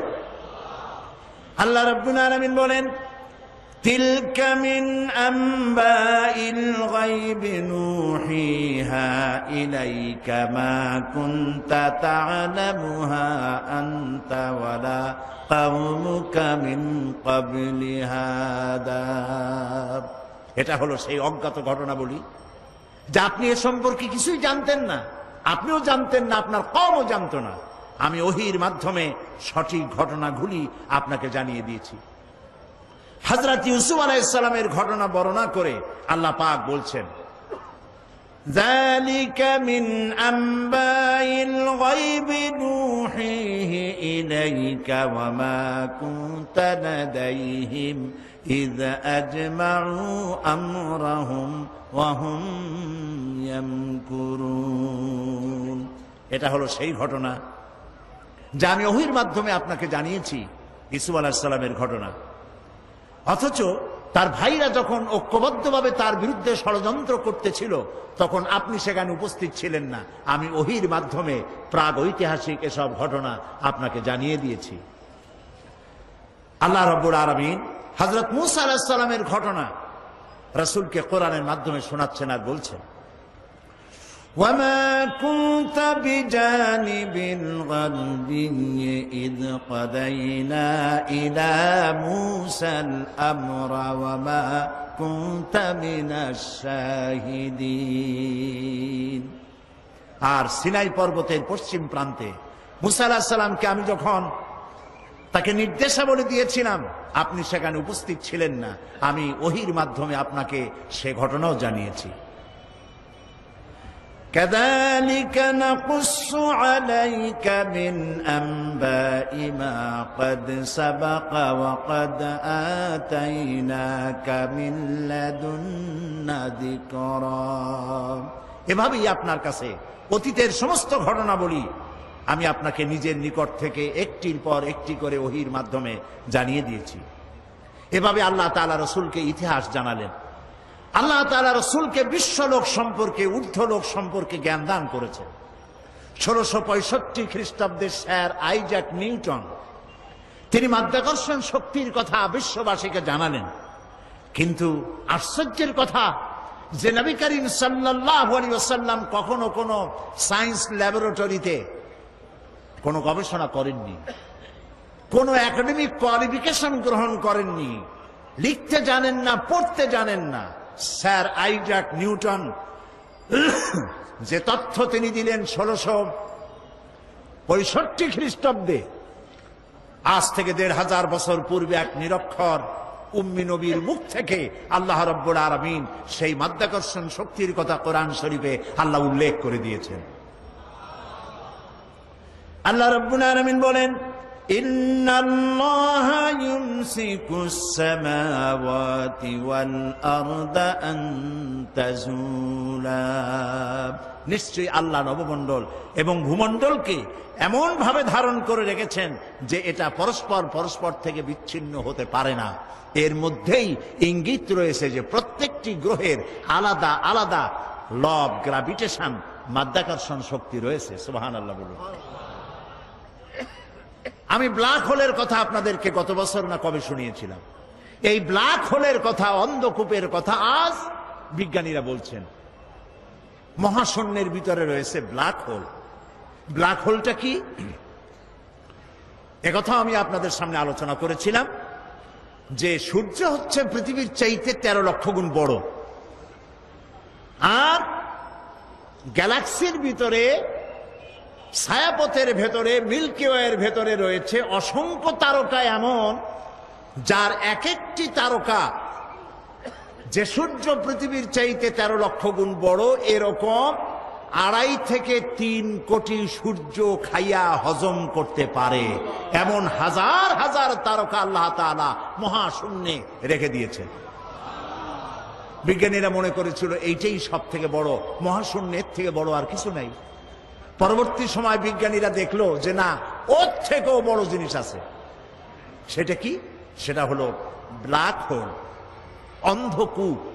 সেই অন্ধকূপ হচ্ছে এত বড় কূপ যে তারকাগুলি, ওই তারকা, কোন তারকা কোন তো, যে তারকায় সূর্য খাইতে পারে, এই রকমের অসংখ্য সূর্য খাইয়া হজম করতে পারে যে তারকাগুলি, সেই তারকাগুলি মহাশূন্যে ঘুরতে ঘুরতে যদি ব্ল্যাক হোলের রেঞ্জের ভিতরে এসে যায়, তাহলে ব্ল্যাক হোল এই তারকাগুলিকে চকলেটের মতো চুষে নিমিষের মধ্যে অদৃশ্য করে দেয়। এই কথা বিজ্ঞান বলল কবে? এই মাত্র কদিন আগে। আল্লাহ রাব্বুল আলামিন এই ধারণা আজ থেকে 1500 বছর আগে নবীজির কাছে ব্ল্যাক হোলের ধারণা দিয়ে রেখেছেন। আল্লাহ তাআলা বলছেন, ফালা উকসিমু বিমাওয়াকিন নুজুম, শপথ সেই পতিত স্থানের যেখানে তারকাসমূহ নিপতিত হয়। বিজ্ঞানীরা খুঁজলো তারকাগুলি নিপতিত হয় কোথায়, তারা খুঁজে পেল সেই ব্ল্যাক হোলের ভেতরে তারকাগুলি নিপতিত হয়। এই কথা আজকে আবিষ্কার হলো, কিন্তু কোরআন বলেছে অনেক অনেক অনেক আগে। সুবহানাল্লাহ। প্রিয় ভাই সব, মানুষ এই যে চন্দ্র, সূর্য, সৌরজগৎ সম্পর্কে এর গতিশীল, সবকিছুই যে গতিশীল, কোপারনিকাস, কেপলার, গ্যালিলিও, নিউটন, এসব বিজ্ঞানীদের জানার বহু পূর্বে ইসলাম, কোরআন মানুষকে তা জানিয়ে দিয়েছে। এই পৃথিবীর সবকিছুই গতিশীল, এ সম্পর্কে মানুষের বিভিন্ন ধারণা ছিল। কেউ বলেছে চন্দ্র ঘোরে, কেউ কয় সূর্য ঘোরে, কেউ কয় কিছুই ঘোরে না, কেউ কয় সম্ভবত আমরাও ঘুরি। কিন্তু মূল কথাটা কি, ঘোরে কে, এ বিষয়ে ফাইনাল সিদ্ধান্ত কে দিতে পারবেন বলেন তো সবাই? আল্লাহ রাব্বুল আলামিন দুনিয়াবাসীকে আজ থেকে 1500 বছর আগে সবকিছুই যে গতিশীল সে সম্পর্কে আল্লাহ পাক জানায় দিলেন, লাশ-শামসু ইয়ানবাগি লাহা আন তুদরিকাল কমারা ওয়ালাল লাইলু সাবিকুন নাহার ওয়া কুল্লুন ফি فلك يسبحون প্রবল জ্ঞানী হইবে যাহারা আপন মনেতে বুঝিবে তাহারা রাত্রি পারে না কি যাইবার দিনের স্থান করি অধিকার চন্দ্র বাঁধে না সূর্যের গায়েতে সূর্য পারে না চন্দ্রকে ধরিতে যার যে স্থান বহাল রাখিয়া ভ্রমণ করিছে খোদাকে ডরিয়া ওয়াকুল্লুন ফি ফালাকি ইয়াসবাহুন যা কিছু আছে মহাশূন্যে সব ঘুরছে ঘুরছে ঘুরছে কেউ দাঁড়ানো নাই পৃথিবী ঘোরে চন্দ্র ঘোরে সূর্য ঘোরে সব ঘুরছে এই তথ্য আল্লাহ তাআলা দিয়েছেন বিজ্ঞানের অনেক থিওরির ভিতরে এটিও একটি থিওরি যে বিজ্ঞানের কোন থিওরি ফাইনাল নয় আজকে এক বিজ্ঞানী এক কথা বললো কালকে আরেকজন এসে থাপ্পড় মেরে তারটা উড়াই দিয়ে নিজেরটা এস্টাবলিশ করতো ঠিক না কিন্তু কোরআন শরীফের ব্যাপারে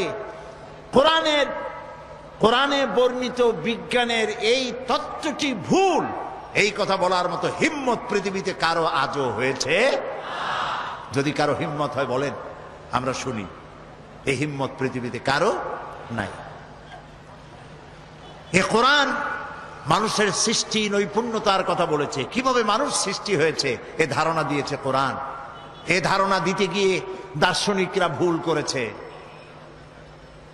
মার্কস বলেছেন মানুষ পেট সর্বস্ব ফ্রয়েড বলেছেন মানুষ সেক্স সর্বস্ব ডারউইন বলেছে মানুষ মানুষই না মানুষ বান্দরের গোষ্ঠী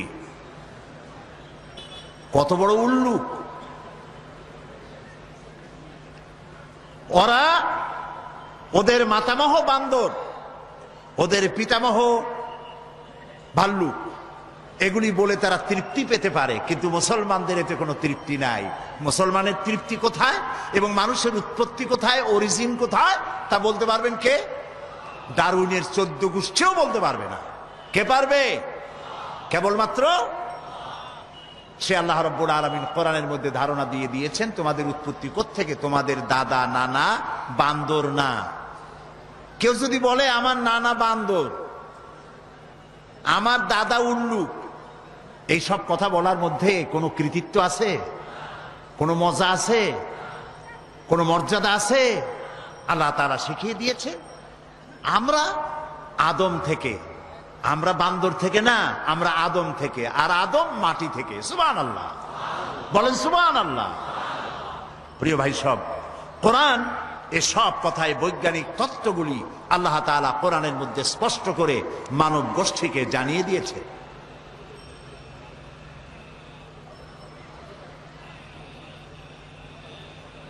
বিজ্ঞান বলছে যে একদিন দেখুন বিজ্ঞান আর কোরআনের মধ্যে আমি প্রায় বলে থাকি কথা যে বিজ্ঞান এবং কোরআন পারস্পরিকভাবে সাংঘর্ষিক বা কন্ট্রাডিক্টেড নয় যেখানে কন্ট্রাডিকশন সৃষ্টি হয় সেখানে প্রাধান্য দিতে হবে কাকে কোরআনকে তবে একথা আমি স্বীকার করি বিজ্ঞানের আবিষ্কার যত বাড়বে কোরআন বোঝা মানুষের জন্য তত সহজ হবে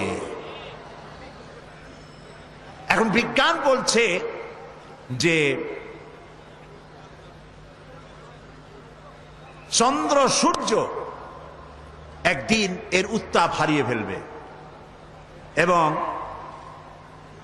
চাঁদে কোনো আলো থাকবে না সূর্যে কোনো আলো থাকবে না এমন এক সময় আসবে কে বলল বিজ্ঞান বলল বিজ্ঞানের আজকের এই বক্তব্য 1500 বছর আগে আল্লাহ রাব্বুল আলামিন কোরআনে কারীমের মাধ্যমে নবীজিকে জানায় দিয়েছেন ইয়াসআলু আইয়ানা ইয়াউমুল কিয়ামা فإذا برق البصر وخسف القمر وجمع الشمس والقمر আল্লাহ তাআলা বলেন এরা রাসূলকে জিজ্ঞেস করে যে কিয়ামত কবে হবে আল্লাহ তাআলা বলেন নবীজি আপনি বলে দেন যেদিন মানুষ তার দৃষ্টি শক্তি ঝলসে যাবে আর চাঁদে কোনো আলো থাকবে না সূর্যেরও একই অবস্থা হয়ে যাবে চাঁদ এবং সূর্যের আলো থাকবে না এই কথা আজকে বলতেছে বিজ্ঞানীরা কিন্তু আল্লাহ তাআলা ১৫০০ বছর আগে কোরআনে কথা বলে রেখেছেন। ইযা শামসু কুবিরাত ওয়া ইযান নুজুমুন কাদারাত ওয়া ইযাল জিবালু সুজ্জিরাত। যেদিন সূর্যে কোনো আলো থাকবে না, নক্ষত্রগুলো স্থানচ্যুত হয়ে যাবে আর পাহাড়গুলো সরে যাবে। কিয়ামতের কথা জিজ্ঞাসা করা হলে পরে আল্লাহ রাব্বুল আলামিন এ জবাব দিয়া দিলেন, সূর্যেও আলো থাকবে না, চাঁদেও আলো থাকবে না, সব কিছু শেষ হয়ে যাবে। এবং বিজ্ঞানীদের মতে সমস্ত প্রক্রিয়া একদিন বন্ধ হয়ে যাবে। এই প্রকৃতি, এই সূর্য চন্দ্রের চলাচল, এই সমুদ্র মহাসমুদ্রের জোয়ার ভাটা, এই পৃথিবীর চলমান সভ্যতা, এর সব কিছু একদিন শেষ হয়ে যাবে, বিজ্ঞানীরা বলছে। কিন্তু এই সব বক্তব্য আজ তারা বলছেন বা কিছুদিন আগে বলছেন। এবার আল্লাহ কি বলছেন দেখুন, কোরআনে কারীমের মাধ্যমে আল্লাহ তাআলা বিশ্ববাসীকে ১৫০০ বছর পূর্বে জানায় দিয়েছেন, কুল্লু মান আলাইহা ফানি ওয়া ইয়াবকা ওয়াজহু রাব্বিকা যুল জালালি ওয়াল ইকরাম। বিশ্ব যা কিছু আছে সব ধ্বংস হয়ে যাবে, একমাত্র অবশিষ্ট থাকবেন তিনি, যিনি এই সব কিছুকে সৃষ্টি করেছেন। তার অস্তিত্ব ছাড়া আর সব শেষ হয়ে যাবে। সুতরাং বিজ্ঞান যা কিছু আমাদেরকে বলেছে তার বহুলাংশে আল্লাহ তাআলা কোরআনে কারীমের মধ্যে এই তত্ত্বগুলি আমাদেরকে জানিয়ে দিয়েছে। আজ যে উদ্ভিদের কথা বলা হচ্ছে, উদ্ভিদ সম্পর্কে গবেষণা চালিয়ে বিজ্ঞানীরা বলছেন, এই সিদ্ধান্তে তারা উপনীত হয়েছেন যে প্রকৃতির মধ্যে উদ্ভিদ হচ্ছে মানুষের সব থেকে বড় বন্ধু। আল্লাহ তাআলা এই কথা কোরআনে কারীমের মধ্যে বলে রেখেছেন উদ্ভিদ সম্পর্কে। ওয়াল আরদা বাদা যালিকা দাহাহা আখরাজা মিনহা মাআহা ওয়া মারআহা। আল্লাহ তাআলা অতঃপর তিনি জমিনকে বিস্তার করে দিয়েছেন এবং এর দ্বারা তিনি উদ্ভিদ উদ্গত করে দিয়েছেন। গাছের চারা হলো এই যে গাছগুলি, গাছ আমাদের বন্ধু। গাছ আমাদের কি বলেন সবাই? গাছ আমাদের বন্ধু। আমাদের বন্ধু, সেই জন্য এদের প্রাণ সংহার করি আমরা চোখ বুজিয়া। গাছ আমাদের বন্ধু। সারাদিন সারা রাত অহরহ পৃথিবীর মানুষ এবং প্রাণী জগৎ বাতাস থেকে বিশুদ্ধ অক্সিজেন গ্রহণ করে আর নাক থেকে সবগুলিকে কার্বন ডাই অক্সাইড করে বের করে দেয়। পরিবেশ নষ্ট হয়ে যায়, বিষাক্ত হয়ে যায়। এই বিষাক্ত পরিবেশকে পরিশুদ্ধ করার জন্য পৃথিবীর মানুষের কোনো ফ্যাক্টরি নাই, কলকারখানা নাই। আল্লাহ তাআলা গাছ বানিয়েছেন। এই গাছ গুল্মলতা, তৃণলতার রং হলো সবুজ। আর এই সবুজের কাজ হচ্ছে, এই সবুজের খাদ্য হলো আমাদের জন্য যেটা বিষ, সবুজের জন্য সেটা খাদ্য। আমাদের ছেড়ে দেওয়া কার্বন ডাই অক্সাইড তারা গ্রহণ করে এবং সূর্যের উত্তাপ, সূর্যের আলো আর গ্রিন রং দুটোতে মিলে এক প্রকারের রন্ধন ক্রিয়ার মধ্য দিয়ে সারা রাত বসে এটাকে তারা আবার অক্সিজেন বানায়া শূন্যের ভিতরে ছেড়ে দেয়, যা দিয়ে জগৎবাসী বেঁচে থাকে। সুবহানাল্লাহ। এই জন্য আপনি প্রয়োজনে তো গাছের পাতা ছিঁড়বেন, কিন্তু বিনা প্রয়োজনে আপনি প্রয়োজনে গাছ কাটবেন, বিনা প্রয়োজনের গাছের পাতাও ছিঁড়বেন না, কারণ গাছের পাতাগুলি আল্লাহর জিকির করে। মুসলিম শরীফের হাদিসে এসেছে, কেউ যদি একটি গাছ লাগায় সৎ নিয়ত করে, ওই গাছের ফল যত প্রাণীতে খাবে, যত পাখিতে খাবে, মানুষের আশ্রয় নিবে, মানুষের উপকৃত হবে, সদকায়ে জারিয়ার এই সওয়াব কিয়ামত পর্যন্ত বৃক্ষ যে লাগিয়েছিল তার আমলনামায় লেখা হবে। সুতরাং গাছ কাটবেন বেশি না লাগাবেন বেশি? বলেন কি করবেন বেশি? বেশি করে লাগাবেন, বেশি করে লাগাবেন। নবী করিম সাল্লাল্লাহু আলাইহি ওয়াসাল্লাম যখন যুদ্ধে যেতেন তখন কয়েকটি কথা সাহাবায়ে কেরামদেরকে শুনিয়ে দিতেন। এক নম্বরে বলতেন, অসুস্থ, বৃদ্ধ, নারী, শিশু, এই লোকদের উপরে হস্তক্ষেপ করবে না, অত্যাচার করবে না। 2 নম্বরে বলতেন কোন ফলদার বৃক্ষকে কর্তন করবে না, কোন ফলদার বৃক্ষ কাটবে না, নিষেধ করে দিতেন। সুতরাং গাছ, উদ্ভিদ যে আমাদের বন্ধু, একথা আজকে নতুন আমরা শুনতেছি, কিন্তু কোরআন হাদিসে সব কথা বলে রেখেছে অনেক অনেক আগে। আমি আপনাদেরকে বুঝাতে চেষ্টা করেছি যে কোরআনে কারীম আল্লাহ রাব্বুল আলামিন নাজিল করেছেন পৃথিবীর সমস্ত মানুষের কল্যাণের জন্য। এর মধ্যে রয়েছে বিজ্ঞান, রয়েছে অর্থনীতি, রয়েছে দর্শন, রয়েছে রাজনীতি, সব আছে। তিবিয়ানান লিকুল্লি শাই, আল্লাহ তাআলা বলছেন আমি সব কথা খুলে খুলে বয়ান করে দিয়েছি কোরআনের মধ্যে। আমরা বলি সুবহানাল্লাহ। প্রিয় ভাই সব, আবারও বলি, এই কোরআনের মধ্যে রাজনীতি আছে বলে এটা রাজনীতির কিতাব নয়, মুখস্থ করুন এবং মনে রাখেন। বিজ্ঞান আছে বলে এটা বিজ্ঞানের কিতাব নয়। পররাষ্ট্র স্বরাষ্ট্রনীতি আছে বলে পররাষ্ট্র স্বরাষ্ট্রনীতির কিতাব নয়। বিষয়টা কি? বিষয়টা হচ্ছে আমার জীবন আপনার জীবন, আমার ব্যক্তি আপনার ব্যক্তি, পরিবার, সমাজ, রাষ্ট্র তথা বিশ্বকে পরিচালনা করার জন্য যত নীতিমালা প্রয়োজন, সমস্ত নীতিমালার মূল নীতি যে কিতাবে লেখা হয়েছে সেই কিতাবের নাম বলে সুবহানাল্লাহ। এই জন্য একজন মুসলমানকে তাই কোরআনের পূর্ণাঙ্গ অনুসারী হতে হবে। কোন একজন মুসলমান কোন অবস্থাতেই ধর্ম নিরপেক্ষ হতে পারবে না। এই বিষয়টি খুবই গুরুত্বপূর্ণ। এখন যে বিষয়টির কথা আমি বলবো এটি খুবই গুরুত্বপূর্ণ। শুনতে চান না চান না? প্রিয় ভাই সব, শুনতে হবে, তাহলে কাজে লাগবে। যদি শুনি আর বুঝি কাজে লাগবে। বলেন আলহামদুলিল্লাহ। এই ধর্মনিরপেক্ষ মতবাদের কথা গত বছর আমি এখানে বলেছি। আমি 1997 সনে পার্লামেন্টে তদানীন্তন প্রধানমন্ত্রীর সামনে ধর্মনিরপেক্ষ মতবাদের ব্যাখ্যা আলোচনা করেছি। আপনারা রেডিও, টেলিভিশন, পত্র পত্রিকায় অবশ্যই তা দেখতে পেয়েছেন। এবং এটি আমাদেরকে জানতে হবে, বুঝতে হবে, একজন মুসলমান কোন অবস্থায় ধর্মনিরপেক্ষ মতবাদের অনুসারী হতে পারে না। কেন পারে না? কেন পারে না সেই জন্য জানতে হবে ধর্মনিরপেক্ষ মতবাদের ইতিহাস। ধর্মনিরপেক্ষ মতবাদ তৈরি হয়েছে মধ্যযুগীয় ইউরোপ সভ্যতায়। কাগজ কলম থাকলে নোট নেন, আর না থাকলে ব্রেনে, মেমোরিতে তুলে রাখুন, তাহলে আরেকজনের কথার জবাব দিতে পারবেন। মধ্যযুগীয় ইউরোপ সভ্যতায় তখন চলতেছিল চার্চ দিয়ে পাদ্রীরা ধর্মের নামে রাজ্য চালাতো। শুনতেছেন কথা আপনারা? ধর্মের নামে রাষ্ট্র চালাতো। তারা ধর্মের নামে রাষ্ট্র চালাতে গিয়ে নারীদের ব্যাপারে বলল নারীরা হলো শয়তানের ব্রোকার। ব্রোকার বোঝেন? ধরেন তো বাংলায় কি কয়? দালাল, শয়তানের দালাল। তার মানে তিনি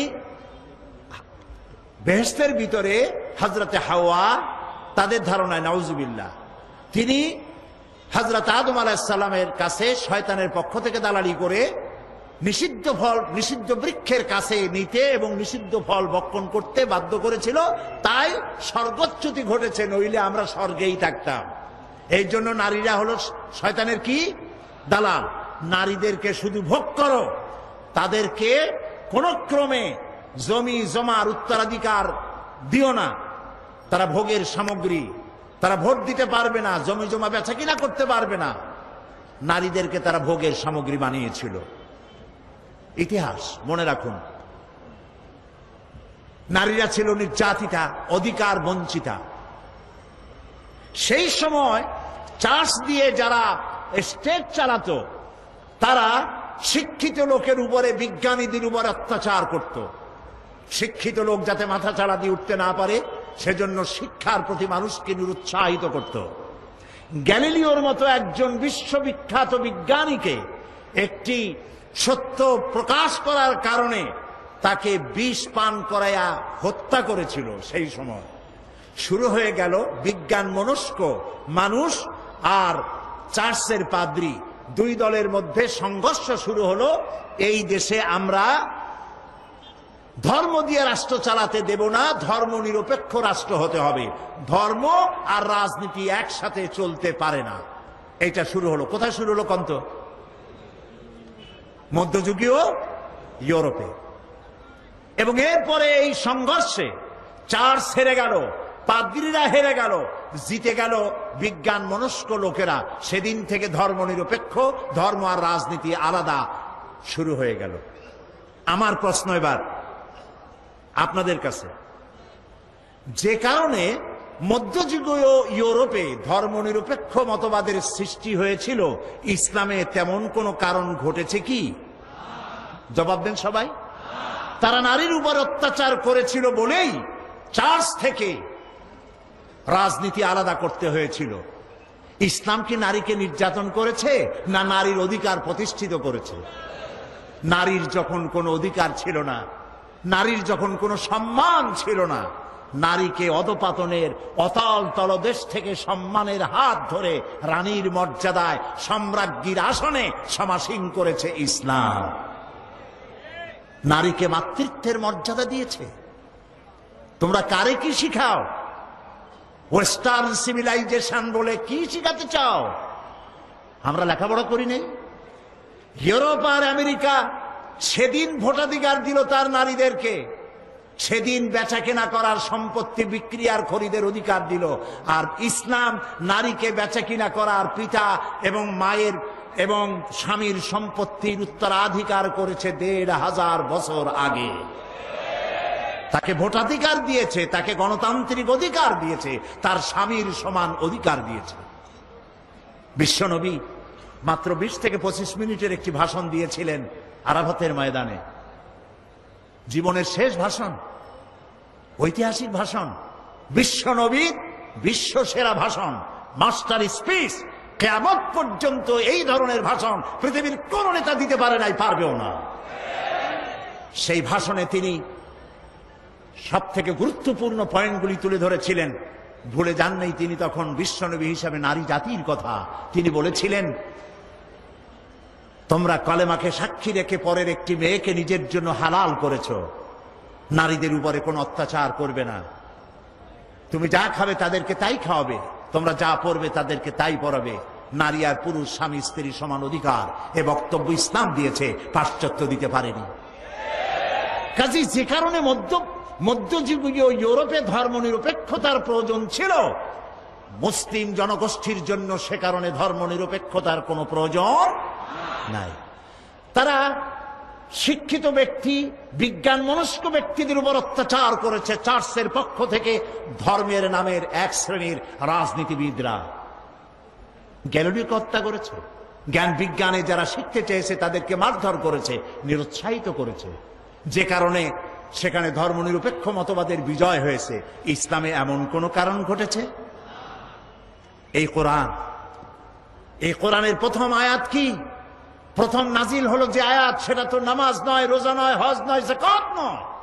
প্রথম যে আয়াত নাজিল হলো সে আয়াত ছিল ইকরা, পড়ো পড়ো, রিড অ্যান্ড রিড। সুবহানাল্লাহ কইতে ইচ্ছে করে না? যে ইসলামের নবী বলেছেন উতলুবুল ইলমা ওয়ালাউ কানা বিসসিন, জ্ঞান অর্জনের জন্য যদি চীনের মতো দূরতম দেশে যেতে হয় তাও যাও, জ্ঞান অর্জন করো। যখন নবীজির হাতে বন্দীরা আসতেন, যুদ্ধ বন্দীরা, নবীজি তাদেরকে শর্ত করতেন, যদি কোনো শিক্ষিত বন্দী 10 জন নিরক্ষর লোককে অক্ষর জ্ঞান দিতে পারে, এই শর্তে তাদেরকে মুক্তি দেওয়া হবে। জেনারেল লিটারেসি, গণসাক্ষরতা অভিযান তোমরা শুরু করনি, শুরু করেছেন বিশ্বনবী মুহাম্মদ রাসূলুল্লাহ সাল্লাল্লাহু আলাইহি ওয়াসাল্লাম। নবীজি আরো বলেছেন, 1 ঘন্টা যদি কেউ জ্ঞান চর্চা করে 60 বছরের নফল ইবাদতের সওয়াব আল্লাহ তার আমলনামায় লিখে দিবেন। কাজী জ্ঞানের দিকে ইসলাম উৎসাহিত করেছে। কাজী যে কারণে মধ্যযুগীয় ইউরোপ সভ্যতায় ধর্ম নিরপেক্ষতার প্রয়োজন ছিল, ইসলামে সেই ধরনের কোনো কারণ কোনো কালেও ঘটে নাই। অতএব আমরা স্পষ্ট করে বলতে পারি, আল্লাহ যা করেছেন শয়তান তার উল্টো একটা করেছে। আল্লাহ করেছেন, আল্লাহ দিয়েছেন যাকাত ভিত্তিক ব্যবস্থা, শয়তান করেছে সুদ ভিত্তিক ব্যবস্থা। আল্লাহ তাআলা তৈরি করেছেন ইসলাম, শয়তান তৈরি করেছে ধর্ম নিরপেক্ষ মতবাদ। ধর্ম নিরপেক্ষ মতবাদের স্রষ্টা হচ্ছে খোদ শয়তান, আর শয়তানের তৈরি করা এই মতবাদ কোন মুসলমান গ্রহণ করতে পারে না, পারে না, পারে না।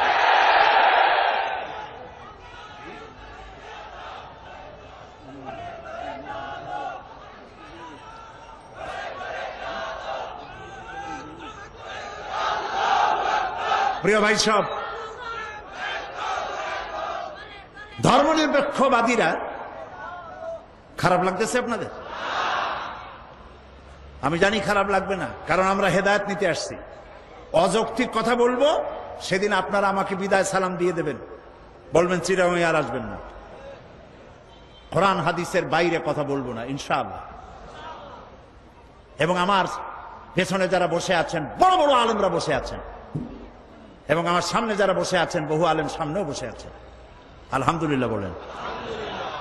চট্টগ্রাম তাফসিরের মাহফিল গতকালকের মতো আজও শোনাতে চাই। চট্টগ্রাম তাফসিরের মাহফিল সারা পৃথিবীর মধ্যে কোরআনের তাফসিরের সর্বশ্রেষ্ঠ মাহফিল, সর্ববৃহৎ মাহফিল।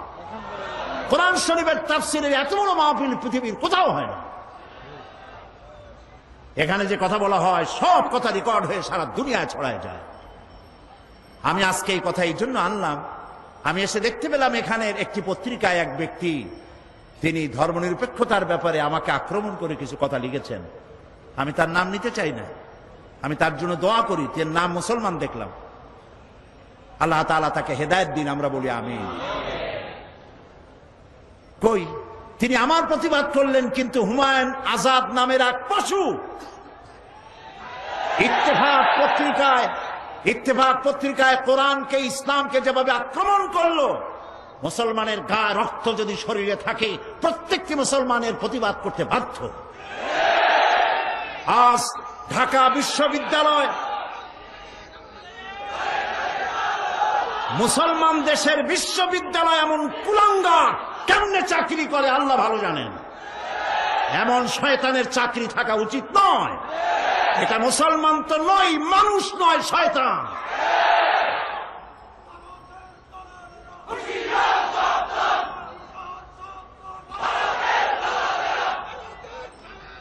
প্রিয় ভাই সব, তবে আশ্চর্য লাগে, থামুন, আশ্চর্য লাগে যে ধর্মনিরপেক্ষ মতবাদের লোকেরা আমার বক্তব্যের প্রতিবাদ যদি কোনো আলেম করতেন, আলেম হিসেবে পরিচিত, খালি লম্বা জামা গায়ে থাকলে হবে না, বাংলাদেশের লোকেরা আলেম হিসেবে চেনে, এরকম কোন আলেম যদি আমার প্রতিবাদ করেন, আমি যৌক্তিক প্রতিবাদ মানতে হাজার বার বাধ্য।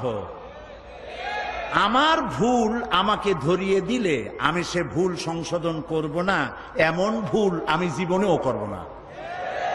বরং আমার কাছে আমার বন্ধু তো সেই ব্যক্তি যে ব্যক্তি আমার ভুল আমাকে শুধরে দেয়, আমি তার জন্য দোয়া করি। আমি মানুষ, আমার ভুল তো হতেই পারে, কিন্তু আমি আদর্শগত কথা, কোরআন হাদিসের কথা যা বলি, আমি হিসাব করে বলি, পড়াশোনা করেই বলি। প্রিয় ভাই সব, ধর্মনিরপেক্ষবাদীরা মানুষকে বোকা বানায় ধোঁকা দিয়ে। তারা বলতে চায় ধর্মনিরপেক্ষতার অর্থ ধর্মহীনতা নয়। আমি ধর্মনিরপেক্ষতার ইংরেজি কি বলুন তো? সেকুলারিজম।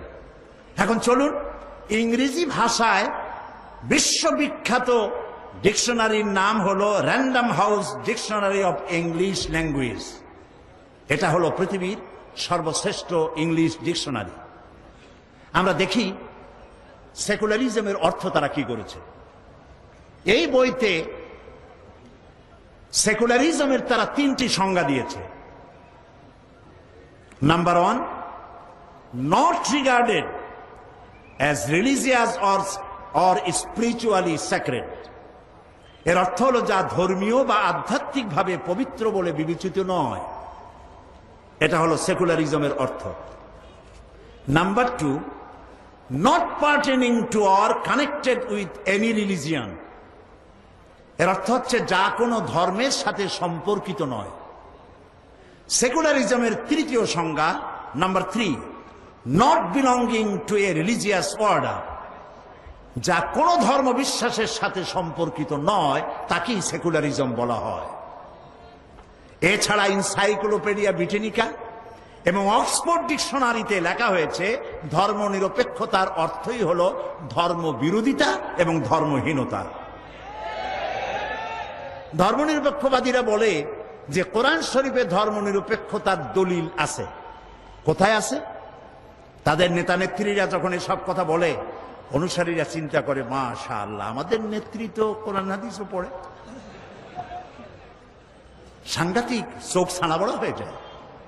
তারা বলে লা ইকরাহা ফিদ্দীন, মৌলবীরা জানে না, খালি ধর্মনিরপেক্ষতার বিরুদ্ধে কথা কয়, অথচ কোরআন বলছে লা ইকরাহা ফিদ্দীন। মানুষের ধর্মের মধ্যে বাড়াবাড়ি নাই, ধর্মের মধ্যে বাড়াবাড়ি নাই, অর্থ এটাই, লা ইকরাহা ফিদ্দীন। কিন্তু আয়াত নাজিল হয়েছে কখন, কি উদ্দেশ্যে? এর অর্থ হচ্ছে এই যে জবরদস্তি করে কোনো অমুসলিমকে মুসলমান বানানো যাবে না। এমনকি সূরা আনফালে বলা হয়েছে যুদ্ধ চলাকালীন সময় যদি কোনো অমুসলিম ইসলামকে জানার জন্য মুসলমানদের তাঁবুতে আসে, তাহলে তাকে তুমি ইসলাম বুঝাও। যদি সে ইসলাম বোঝে তো ভালো কথা, ইসলাম কবুল করুক। আর যদি না বোঝে, কোন আঘাত করবে না, নিরাপদে তার ডেরায় পৌঁছে দাও, তারপরে যুদ্ধের আগে নয়। এ কথা তো বলা হয় নাই যে তোমার কাছে ইসলাম জানতে আসলো, অথবা যারাই তোমার কাছে আসলো ঘেটি পাড়ায় ধরিয়ে মুসলমান বানায় দাও। আছে এরকম কথা? লা ইকরাহা ফিদ্দীন, ধর্মের মধ্যে কোনো বাড়াবাড়ি নাই। এইটারে তারা বলে নিয়েছে যে ধর্মের মধ্যে বাড়াবাড়ি নাই মানে হলো যার যার ধর্ম তার কাছে নামাজ রোজা করা, আমার ইচ্ছা করলে করলাম, না করলে না করলাম, শ্বশুর বাড়ি না মামু বাড়ির আবদার। আরেকটি তারা দলিল বলেন, সেটা হচ্ছে কন্ত, সেটা কি? ও মাশাআল্লাহ, আপনাদের তো তাও মুখস্থ। ওদের সব থেকে মজবুত দলিল লাকুম দীনুকুম ওয়ালিয়া দিন। এটা হলো ধর্মনিরপেক্ষতার আয়াত। নাউযু বিল্লাহ। আল্লাহর কালাম বোঝেন না, এটা স্বীকার করেন। আল্লাহর কালাম পড়েন না, এটা স্বীকার করেন। কোরআন শরীফের প্রতিটি সূরা নাজিলের একটা প্রেক্ষাপট আছে, তাকে আরবিতে কি বলা হয়? শানে নজুল। আপনি যে আয়াতটা পড়লেন লাকুম দীনুকুম ওয়ালিয়া দিন, এটি কোন সূরা? সূরা কাফির। এটা নাজিলের প্রেক্ষাপট কি? নাজিলের প্রেক্ষাপট হলো কাফেরেরা মুহাম্মদ সাল্লাল্লাহু আলাইহি ওয়াসাল্লামকে বলেছিল যে ইয়া মুহাম্মদ সাল্লাল্লাহু আলাইহি ওয়াসাল্লাম বলবেন না, তা আমার বলে দিতে হয় কেন? যখনই নাম শুনবেন আর বলবেন, সাথে সাথে বলবেন সাল্লাল্লাহু আলাইহি ওয়াসাল্লাম। আসুন আমরা ভাগ করে নিই ধর্মকে। আমাদের মধ্যে ধর্ম নিয়ে তো একটুখানি টাগ অফ অর হচ্ছে, কাশমাকাশ হচ্ছে। আসুন আমরা কাজ করি। কি কাজ? বলে আমরা কোরাইশরা কিছুদিন আপনার মসজিদে গিয়ে আপনার আল্লাহরে 2-1টা সেজদা দিয়ে আসবো, আর আপনি আপনার দলবল নিয়ে মাঝে মধ্যে আমাদের মূর্তিগুলার সামনে প্রণাম করে যাবেন। এভাবে আমরা ধর্ম ভাগাভাগি করে নেব। এটি হচ্ছে প্রেক্ষাপট। এই প্রেক্ষাপটে আল্লাহ তাআলা সূরা নাজিল করলেন, কুল ইয়া আইয়ুহাল কাফিরুন লা আ'বুদু মা তা'বুদুন। বলুন, হে কাফেরেরা, তোমরা যার ইবাদত করো আমরা তার ইবাদত করি না, আবার আমরা যার ইবাদত করি তোমরা তার ইবাদত করো না। অতএব শেষ দিকে গিয়ে আল্লাহ তাআলা কনক্লুশন, শেষ কথা গিয়ে বললেন লাকুম দীনুকুম ওয়ালিয়া দীন। অতএব তোমাদের ধর্ম তোমাদের জন্য, লাকুম দীনুকুম, তোমাদের ধর্ম তোমাদের জন্য, তোমাদের দিন তোমাদের জন্য, আর আমাদের দিন আমাদের জন্য। এখানে কি নিরপেক্ষর কথা না পক্ষের কথা? একটু বিবেক সম্মত হয়ে বুঝে শুনে জবাব দেন। এই আয়াতের অর্থ কি দাঁড়ালো? ধর্মের পক্ষ না নিরপেক্ষ? ধর্মের পক্ষে। কাফেরেরা তোমরা তোমাদের ধর্মের পক্ষে থাকো, আমরা আমাদের ধর্মের পক্ষে থাকি। ধর্ম নিয়ে কোনো 50-50 ভাগ করা চলবে না। এটাই হলো মূল কথা। এখন এই ধর্মনিরপেক্ষর কথা তারা বলেন যে আমাদের দেশে সুফি দরবেশরা তারা ধর্মনিরপেক্ষ ছিলেন। নাউজুবিল্লাহ। কোন সুফি, কোন দরবেশ, কোন ওলি ধর্মনিরপেক্ষ ছিলেন প্রমাণ করুন। আল্লাহ নবী ধর্মনিরপেক্ষ ছিলেন? আল্লাহ নিজেও কি ধর্মনিরপেক্ষ? আমার একদিন বলছিল, আমি একবার পার্লামেন্টে ওই দলের নাম নিলাম না, একজন মুরব্বী নেতা, আমি তারে বললাম যে ভাই, আপনাদের সাথে আমাদের কোনো শত্রুতা নাই, আপনি আমার কোনো ধানি জমিনে আমার পাকা ধানে মই দেন নেই, আর আমিও আপনার কোনো হালের গরু পিঠে মারি নেই। আপনার আমার বাড়ি পাশাপাশি না, যে জমির আইল ঠেলা ঠেলি নিয়ে কোনো শত্রুতা আছে। আপনার আমার শত্রু না, আমিও আপনাদের শত্রু হওয়া উচিত না। শুধু মতাদর্শ নিয়ে মতবিরোধ, আপনারা এই ধর্মনিরপেক্ষ মতবাদটা বাদ দিলে ভালো করতেন। এটি একটি কুফরি মতবাদ। তিনি আমাকে বললেন, কোন কি? আল্লাহ নিজেই তো ধর্মনিরপেক্ষ। আমি চিন্তা করলাম, দাড়ি দুড়ি পাইকে গেছে, দুর্ভাগ্য, কোরআন সম্পর্কে কোনো জ্ঞান নাই, আফসোস। আল্লাহ ধর্মনিরপেক্ষ কেন হন? আল্লাহ তো সবচেয়ে ধর্মের পক্ষে। তিনি বলেছেন, ইন্নাদ-দীনা ইনদাল্লাহিল ইসলাম, আমার কাছে মনোনীত একমাত্র, কেবলমাত্র, শুধুমাত্র ওয়ানলি ওয়ান, নাম কি? বলেন, নাম কি? এই পৃথিবীর সমস্ত ধর্মের মধ্যে আল্লাহ তাআলা কোনটাকে নিজের পছন্দনীয় বলেছেন? চিল্লায় বলেন। তাহলে আল্লাহ নিজে ধর্মের পক্ষে, ইসলামের পক্ষে, ঠিক না? রাসূল নিরপেক্ষ। পৃথিবীর কোনো একজন নবী ধর্মের ব্যাপার নিরপেক্ষ যদি থাকেন, আপনারা নাম কন, আমি শিখে যাই আপনাদের কাছে। রাসূলের অসংখ্য সাহাবীদের মধ্যে একজন সাহাবীর নাম বলেন যিনি ধর্মনিরপেক্ষ ছিলেন।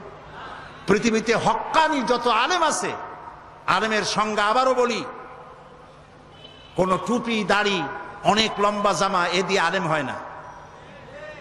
আলেম হতে হলে ইলেম থাকতে হয় এবং জাতির কাছে আলেম হিসেবে বিবেচিত হতে হয়। সেরকম কোন আলেম আপনাদের কি জানা আছে যিনি ধর্মনিরপেক্ষ? তাহলে আপনি বিএসসি পাস করেন আর এমএসসি পাস করেন, ইসলাম কিছুই বোঝেন নাই। আল্লাহ আপনার তৌফিক দিক, আপনি যাতে ইসলাম বোঝেন। প্রিয় ভাই সব,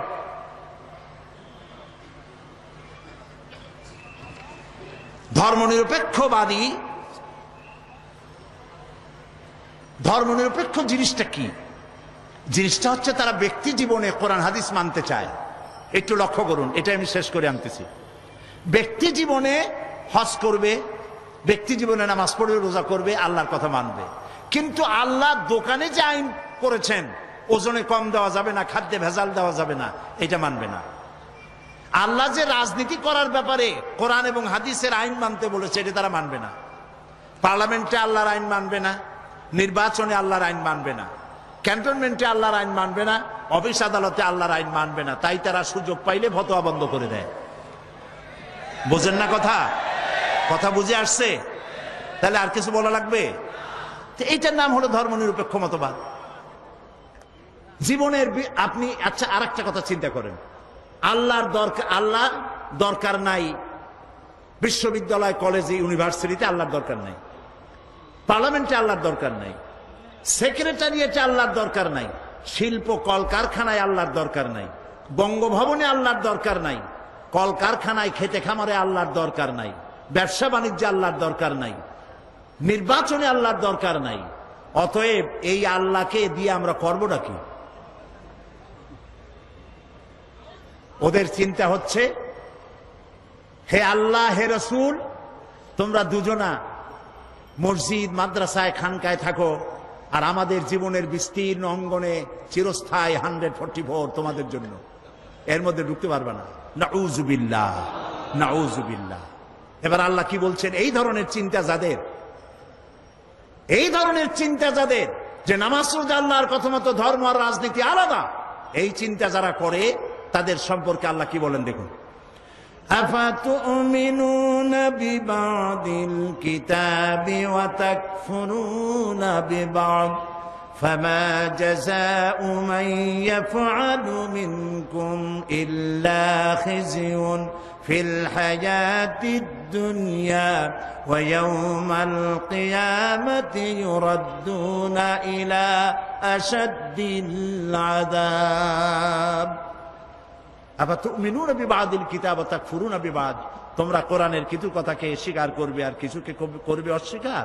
যদি এটা হয় তাহলে দুনিয়ার জীবন হবে লাঞ্ছনার জীবন তোমাদের, আর কিয়ামতের দিন চূড়ান্ত কঠিন শাস্তি তোমাদের জন্য অপেক্ষা করছে। আল্লাহ তাআলা বলছেন, ইয়া আইয়ুহাল্লাযীনা আমানু আতিউল্লাহ ওয়া আতিউর রাসূল, হে বিশ্বাসীরা তোমরা যারা ঈমান এনেছো শোনো, আল্লাহ এবং রাসূলের আনুগত্য করো। কে বলতেছেন কন্ত? কি করতে বলতেছেন? আল্লাহ এবং রাসূলের কোন ক্ষেত্রে? জবাব দেন, কোন ক্ষেত্রে আনুগত্য করতে বলছে? যদি সকল ক্ষেত্রেই হয় তাহলে ধর্মনিরপেক্ষ মতবাদীরা কি জবাব দিবে? প্রিয় ভাই সব, সুতরাং মুসলমান হয়ে যে ব্যক্তি ধর্মনিরপেক্ষ মতবাদের অনুসারী হয় সে তার নিজের সাথে, নিজের ঈমানের সাথে প্রতারণা করে। এ ব্যক্তি মুসলমান হতে পারে না, অবশ্যই মুনাফিক। আল্লাহ তাআলা এই মুনাফিকি থেকে ধর্মনিরপেক্ষ মতবাদী লোকদেরকে ইসলামের দিকে পূর্ণাঙ্গভাবে সামিল হওয়ার তৌফিক দান করুন, আমরা বলি আমিন। এই জন্য খাঁটি মুসলমান হওয়ার জন্য এখন আমি সামান্য একটু ফর্মুলা দিয়েই মোনাজাত করে দেব। সেজন্য দাঁড়ানো ভাইয়েরা বসেন। এবার যারা দাঁড়ানো, আমি তো প্রায় আজকে 2 ঘন্টার মতো কথা বলেছি, আলহামদুলিল্লাহ। তো এত লম্বা কথা বলার মধ্যে একবারও কিন্তু বলি নাই বসেন। এইবার আদর করে, যত্ন করে, সম্মান জানিয়ে বলছি, মেহেরবানি করে বসুন। আর আমি জানি চিটাগাঙ্গের মানুষেরা দারুণ ভদ্র, এক কথা 2 বার বলা লাগে না। আলহামদুলিল্লাহ। একটু জিকির করেন, লা ইলাহা ইল্লাল্লাহ, লা ইলাহা।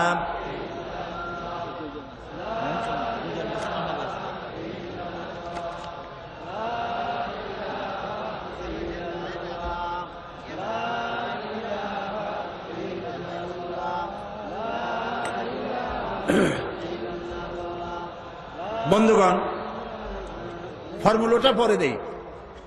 নতুন খবর, খুশির খবর, 2 জন অমুসলিম ভাই ইসলাম কবুল করতে এসেছেন। আমরা যদি ইসলামের কথাকে সার্বজনীন করে বলতে না পারতাম তাহলে কি অমুসলিম ভাইরা এসে এখানে মুসলমান হইতেন? যারা আমাদের বিরুদ্ধে কথা বলেন একটু চিন্তা ভাবনা করে বলবেন। এ পর্যন্ত এই পৃথিবীতে মুসলমানেরা যে দেশে সংখ্যা গরিষ্ঠ সেখানকার ধর্মীয় সংখ্যালঘুরা থাকে সব থেকে বেশি নিরাপদ। যেহেতু আমরা এই দেশে সংখ্যাগরিষ্ঠ মুসলমান, তাই অমুসলিমরা এখানে সব থেকে বেশি নিরাপদ, আলহামদুলিল্লাহ বলে। এই মঞ্চে শত শত, বিগত 24 বছরে শত শত হিন্দু, খ্রিস্টান, বৌদ্ধ কালেমা পড়ে মুসলমান হয়েছেন। জোরে বলেন আলহামদুলিল্লাহ। আজকে 2 ভাই এসেছেন, একজনের নাম কাজল দাস, পিতা বাবুল দাস, মাতার নাম ভাতিজা দাস।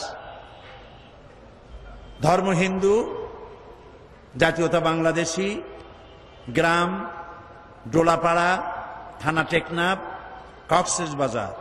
বর্তমান নাম পছন্দ করেছে মোহাম্মদ রফিকুল ইসলাম।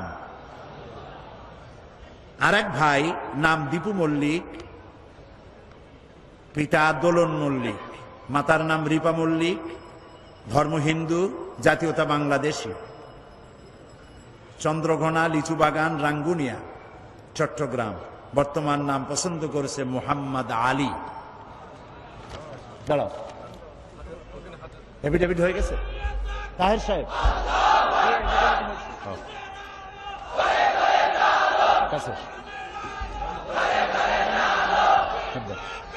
এরা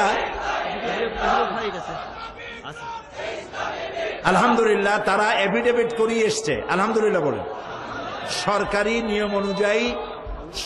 নিয়ম অনুযায়ী এফিডেভিট করে এসেছেন।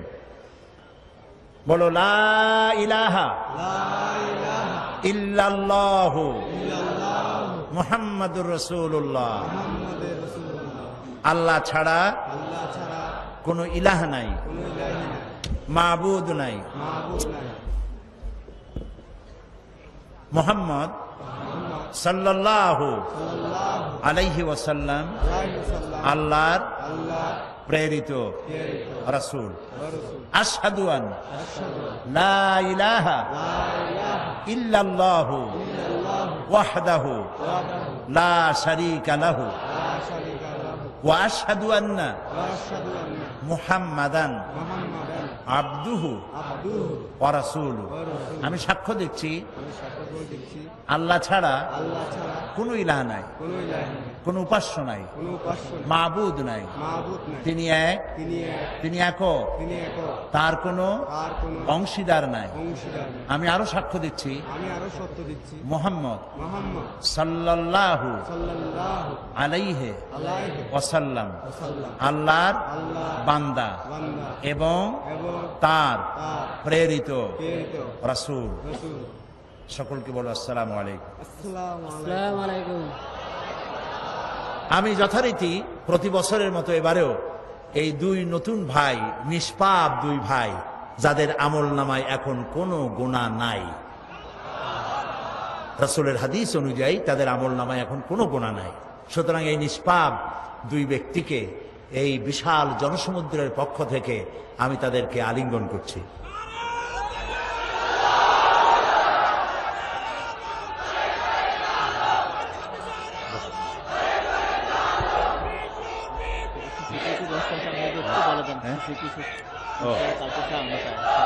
প্রিয় ভাই সব, মোনাজাত শুনলে করতে যাদের ইচ্ছে করে না, মাহফিলের মাঝখানে আল্লাহর রাস্তায় কেউ কাজকে বসবেন না। আপনারা জানেন আমি বেশ বিরক্ত হই, ঘন্টার পর ঘন্টা কথা বলি, কিন্তু আমি একটু বিরক্ত হয়ে যাই মোনাজাতের নাম শুনে যারা হাঁটেন। মোনাজাত যাদের পছন্দ নয়, আল্লাহর রাস্তে মাহফিলের মাঝখানে কালকে আর বসবেন না, এক সাইডে বসবেন। আল্লাহ আপনাদের প্রতি রহম করুন, বলে না আমি। আগামীকাল কয়টার সময় তাই স্যার? আগামীকাল সকাল 9:30টায় এই প্যান্ডেলে শিশু কিশোরদের সমাবেশ হবে 25 বছর তাফসিরের পূর্তি উপলক্ষে। আলহামদুলিল্লাহ বলে।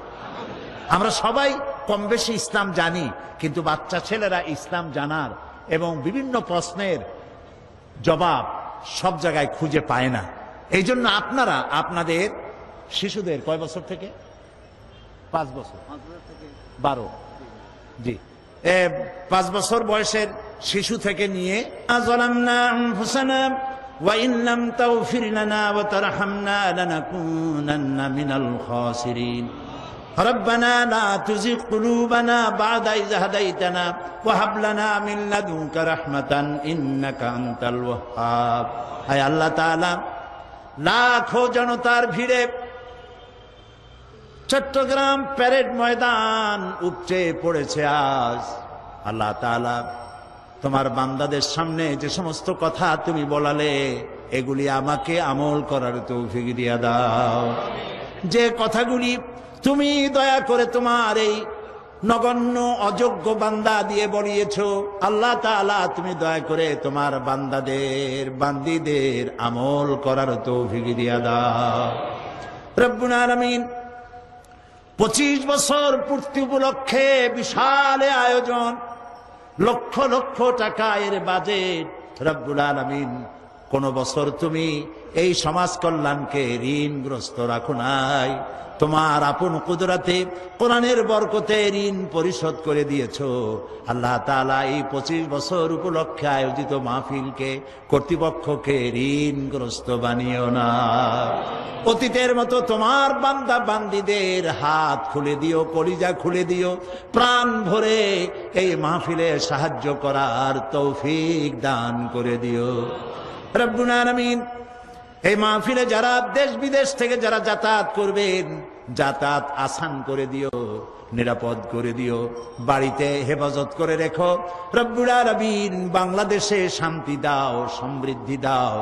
বাকি 3 দিন কোরআনের তাফসীর হওয়ার মতো সুন্দর পরিবেশ তুমি করে দাও। আল্লাহ তাআলা, এই মাহফিলে মানুষেরা বড় আশা করে আসে। আল্লাহ তাআলা, তাদের আশা এখানে দোয়া কবুল হয়। এই দোয়া এই মাহফিলের জন্য হয় না, এই দোয়াই মাহফিলের জন্য কবুল হয় ধারণা এরকম নয়। আমাদের আকীদা আল্লাহ তুমি সব জানো, তারপরেও কলেমায় শাহাদাতের সাক্ষী দিতে হয়। তাই সাক্ষী দিচ্ছে মাবুদ, লোকেদের বিশ্বাস যেহেতু কোরআনের মাহফিল, তাই তুমি দয়া করে দোয়া কবুল করো মাবুদ। মাবুদ, মানুষের এই আশা যেন ভঙ্গ না হয়। তোমার বান্দা বান্দিরা দেশ বিদেশ থেকে কত আশা করে দোয়া চায়, আল্লাহ তাআলা যে যে আশা করে দোয়া চেয়েছে প্রত্যেকের দিলের আশা তুমি পুরা করে দিও মাবুদ। মাবুদ, আমি তোমার এক অযোগ্য নগণ্য গোলাম। এই বিশাল মাহফিলে কথা বলার জন্য যেমন কণ্ঠস্বর এবং যেমন স্বাস্থ্যের প্রয়োজন, যেমন মেধা প্রজ্ঞা ইলেম প্রয়োজন, তুমি দয়া করে তোমার পক্ষ থেকে এই গুনাহগারকে দান করে দাও।